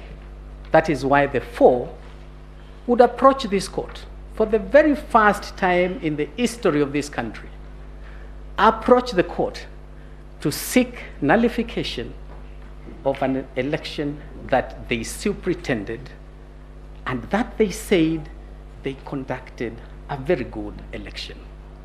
We ask the court to take into account that there appears to have been a mistaken impression that presidential elections are determined by commissioners. Anybody who wants to become the president of Kenya must have in his corner the Kenyan electorate. And that voter who turns up in the polling station, not the one who stays away, And if you convince that voter who turns out and you get the majority votes, you become the president. 7 commissioners cannot make you the president. 4 commissioners cannot make you the president. Who makes the decision as to who becomes the president of the Republic of Kenya? It is our humble submission. It is not the commission. It is not any of the commissioners. It is the electorate. It is the people of Kenya. And therefore, this narrative that we are the majority, we needed to sit down and make a decision, that decision as to who becomes the president of Kenya does not lie with the commission. Theirs is to midwife the process, and that is all they can do. We wish to submit that the first respondent won these elections fair and square. You've had the submissions and the evidence that has been presented by the midwife, Iebc. And they have made it absolutely clear that this election was conducted in accordance with the Constitution. It was computed in accordance with the Constitution. And they have a very clear winner as to who obtained the highest number of votes and made all the requirements required by Article 138(4). For that reason, we ask this court to consider that this petition is the consolidated petition are founded, they are all anchored on fiction. They are all anchored in forgeries. They are anchored in fraud. That clearly tells you these petitions are built on sinking sand, and for that reason, they must fail. I wish to ask the court amply to reflect on the ruling of King Solomon. Just like King Solomon before you, you have 2 gentlemen here, each one claiming a baby. The baby they are claiming is the outcome of the 2022 election petition. During the days of Solomon, there was no DNA, and therefore he could not easily make up a decision as to whose baby is this. Today, you don't have mothers competing for this baby. You have 2 gentlemen, each one of them claiming the baby. What does the petitioner ask you to do? Just like the days of Solomon, he is telling you, give me the baby is mine. And then he goes on to tell you, if you cannot give me the baby, slice it into 2. We can call this baby Victoria. We can call this baby Victor. But the more gender neutral term, let's call this baby Victory. Baby Victory has a clear DNA.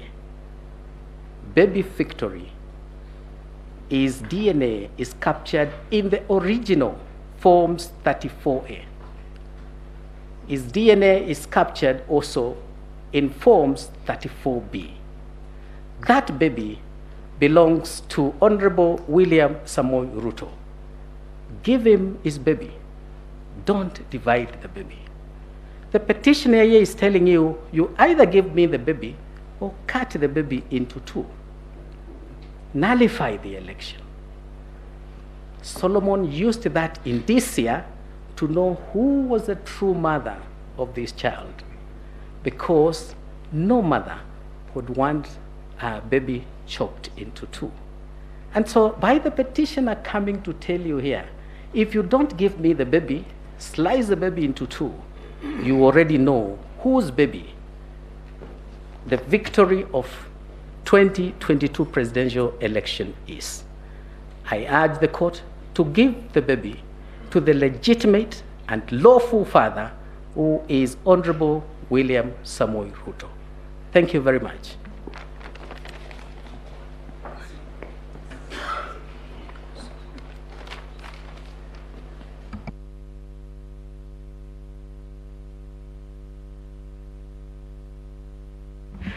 I'm sorry, Your Ladyship, the Chief Justice, Justices of the Supreme Court. I wanted to yield the floor to my senior friend, Gatia, Senior Counsel. Thank you.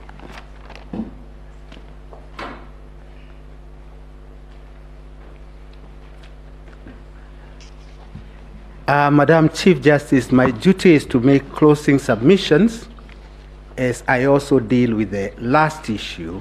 What are the appropriate reliefs? Yes. Oh. I start by apologizing. I left out two members of my team, two lawyers who have worked very hard, Rose Thiongo and Ham Langat, Mr. Ham Langat. I think in fairness, it's good I place them on record. They have done a sterling performance, and this is part of the mentorship we should do.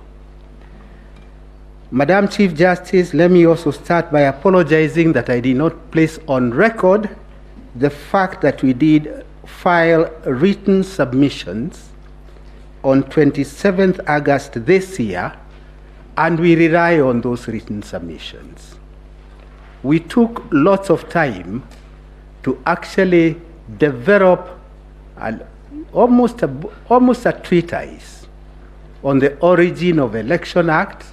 We went to 1870 in England, where we found the first codification of the Election Act, and the subsequent development and the hesitation by apex courts in not disturbing electoral victory. I would request you, in the fullness of time, please look at it. I should also, in fairness, indicate that the authority I referred to from Ghana decided last year the Mahana decision is authority number 5 in our list of authorities. And again, this, Madam Chief Justice, let me say this because I ought to acknowledge it. Judges in Ghana quoted with approval one of your judges. Writing of this apex court are now being quoted with approval in the continent of Africa. And if I could say so, this is also because of the very vibrant advocacy by my learned friends. So if we could participate in enriching the jurisprudence in Kenya and Africa, so be it. I now go to a very brief response overview. You have a petition before you by Julia, I think is now number 7, the one about special group of people, 500,000, who allegedly were denied the right to vote. And this is what we call not now fiction, but theory, pleading or drafting a petition on the basis of abstract principles. The so-called 500 people, not a single one of them have filed an affidavit to say because they were working for Iebc or were working in any hospital, they were deprived an opportunity to vote. In other words, this court must also try to establish some rules of engagement. Are we going to be holding this country at ransom as we process these petitions, which are, to say in very modest terms, very frivolous? One comes and says 500 people are denied an opportunity to vote, and then he gets away with it. Juria is a very good example of what states in America have now resolved to do. They do punish a pleader who files a pleading with the full knowledge that what is being pleaded is incorrect. I go to another area of so-called suppression of votes. This is another constant denominator, that is suppression of vote, because one level of votes was not held.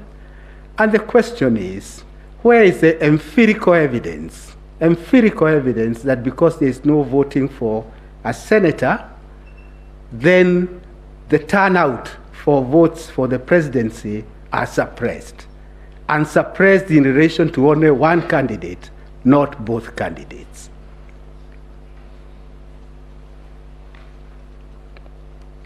My learned friends have talked about what yesterday was being called dysfunctional Iebc. It is not dysfunctional Iebc. It was a functional Iebc until 3 p.m. on 15th.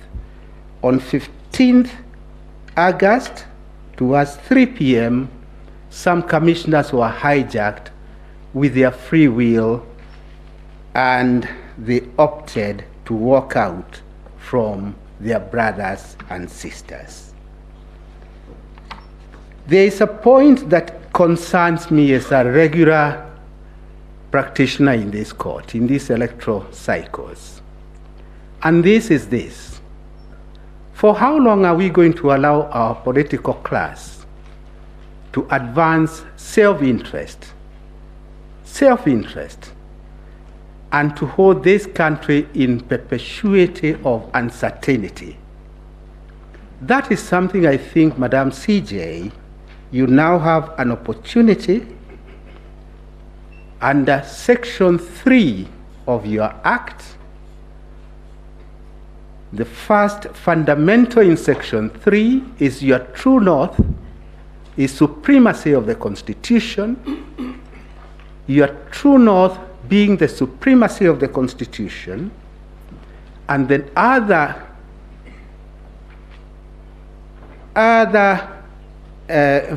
factor to consider is that this court is required to help us develop even a political path for this country.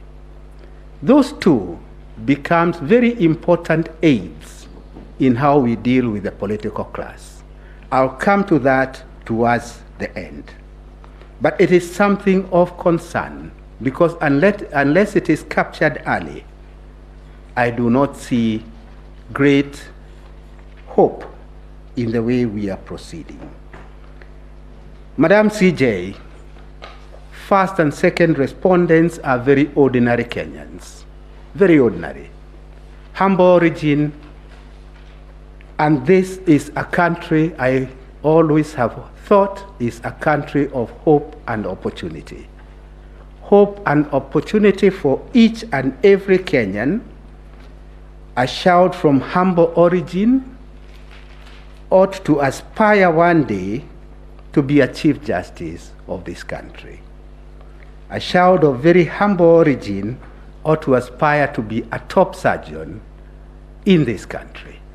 I say all this because, in all fairness, unless we show hope and opportunity to all, then we'll be missing an important aspect of our growth. There were questions that were posed to my learned friends. Since I won't have another opportunity, allow me just a few minutes to deal with a few of them. I'll start with the first question about rejected votes. It was posed by one of the judges. Rejected votes is a point we litigated in Raila 1, that is 2013, not as a side issue, but it was the subject of a petition.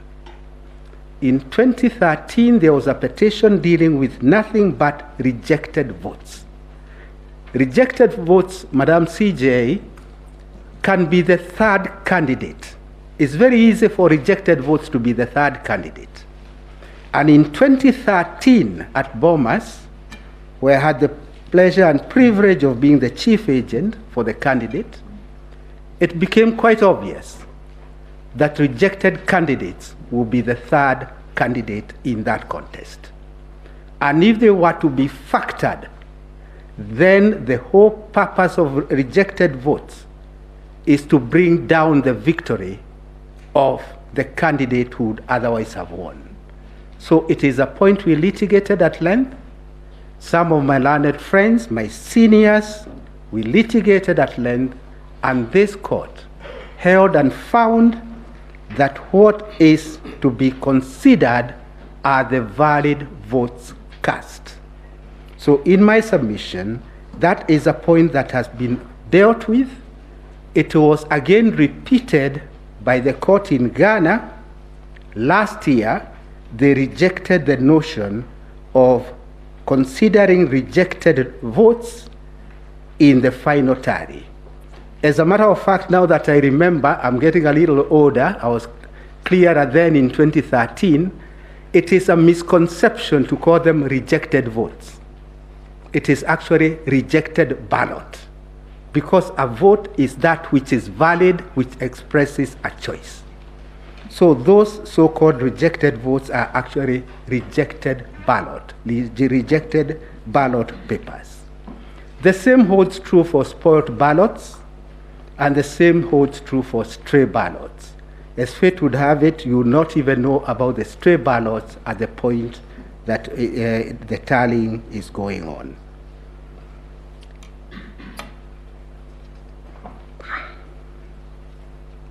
I associate myself with the submissions made by my learned friends, Iebc. They are the ones who conducted the election. It is not within our place to supplement their submissions. We wish to associate ourselves with the submissions, particularly as regards how the election was conducted. I come to what is the elephant in the room, to quote Tata, who I have never quoted before.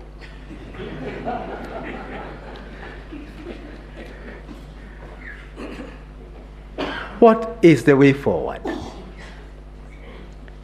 On the one hand, you are being requested by many of my learned friends, actually all of them in unison. It's the first time I have seen so many lawyers making the same request: nullification of the election. Almost reminds me of the trial of Christ. Crucify him, nullify the election. After nullification of the election, no solution is provided. But all they request is nullify the election. As you consider the rival position, I will request you to consider the following. In the event you nullify the election, you will effectively be rejecting the substantive truth that the majority of voters in this country express their free choice.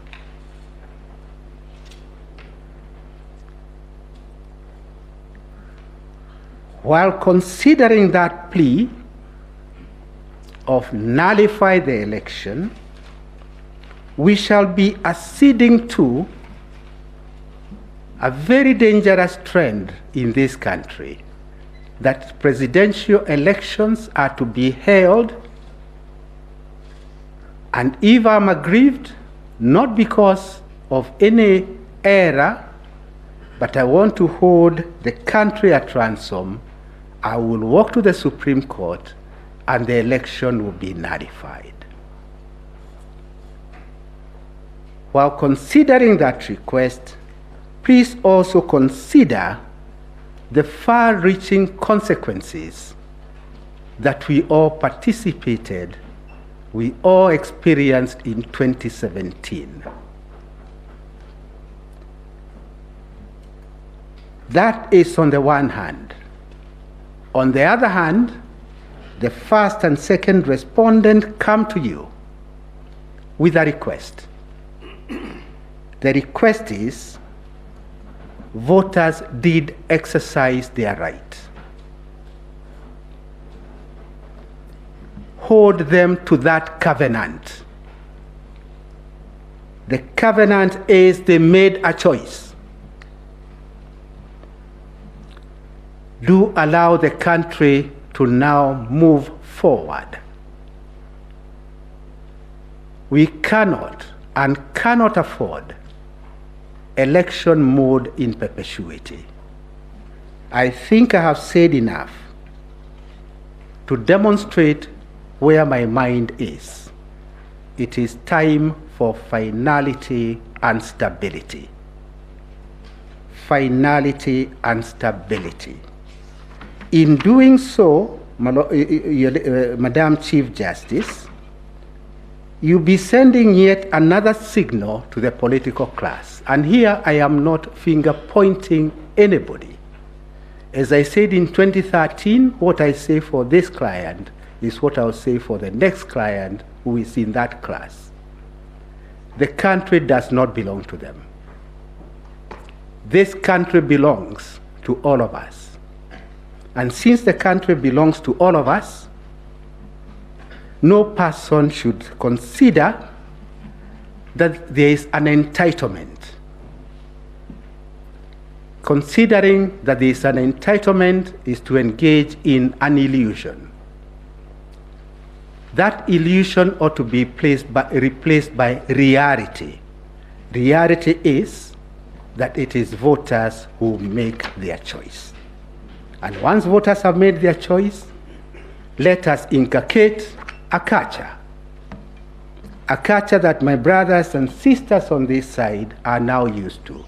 We walk to our court, we may think the law is on our side, we may think we are entitled to victory, but we accept the verdict of the court because much as we may think we are eloquent litigators, the final word is always with the court.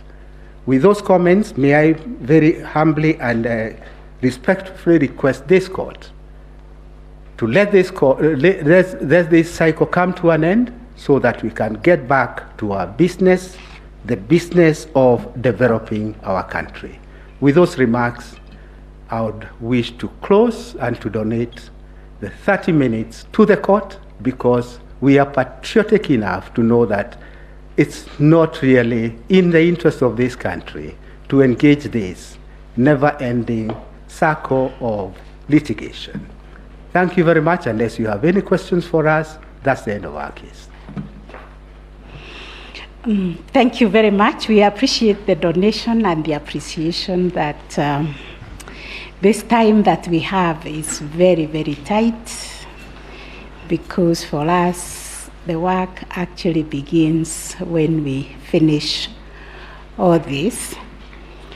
The bench will have questions to those submissions that have been made today. But I think there are a few who might also want to add some questions to the petitioners, especially the commissioners who are supporting the petition. I think what we want to do now is take a short health break, resume at 5:20, and this is going to be the order of business. We will ask questions to the petitioners and the commissioners who are supporting the petition. They will still respond tomorrow when they are doing their responses. But for the respondents, the first and the other respondents, we will request them to answer today the questions. We will also share the report on the scrutiny and the orders that were issued by this court on the discovery issues, the application by the petitioners. I think it was the first petitioner, Kerif Karifa, and the youth advocacy. They had applications for scrutiny. That report is being finalized. It will be shared. And tomorrow we will give you an opportunity to respond to the report. So we will adjourn for just 20 minutes.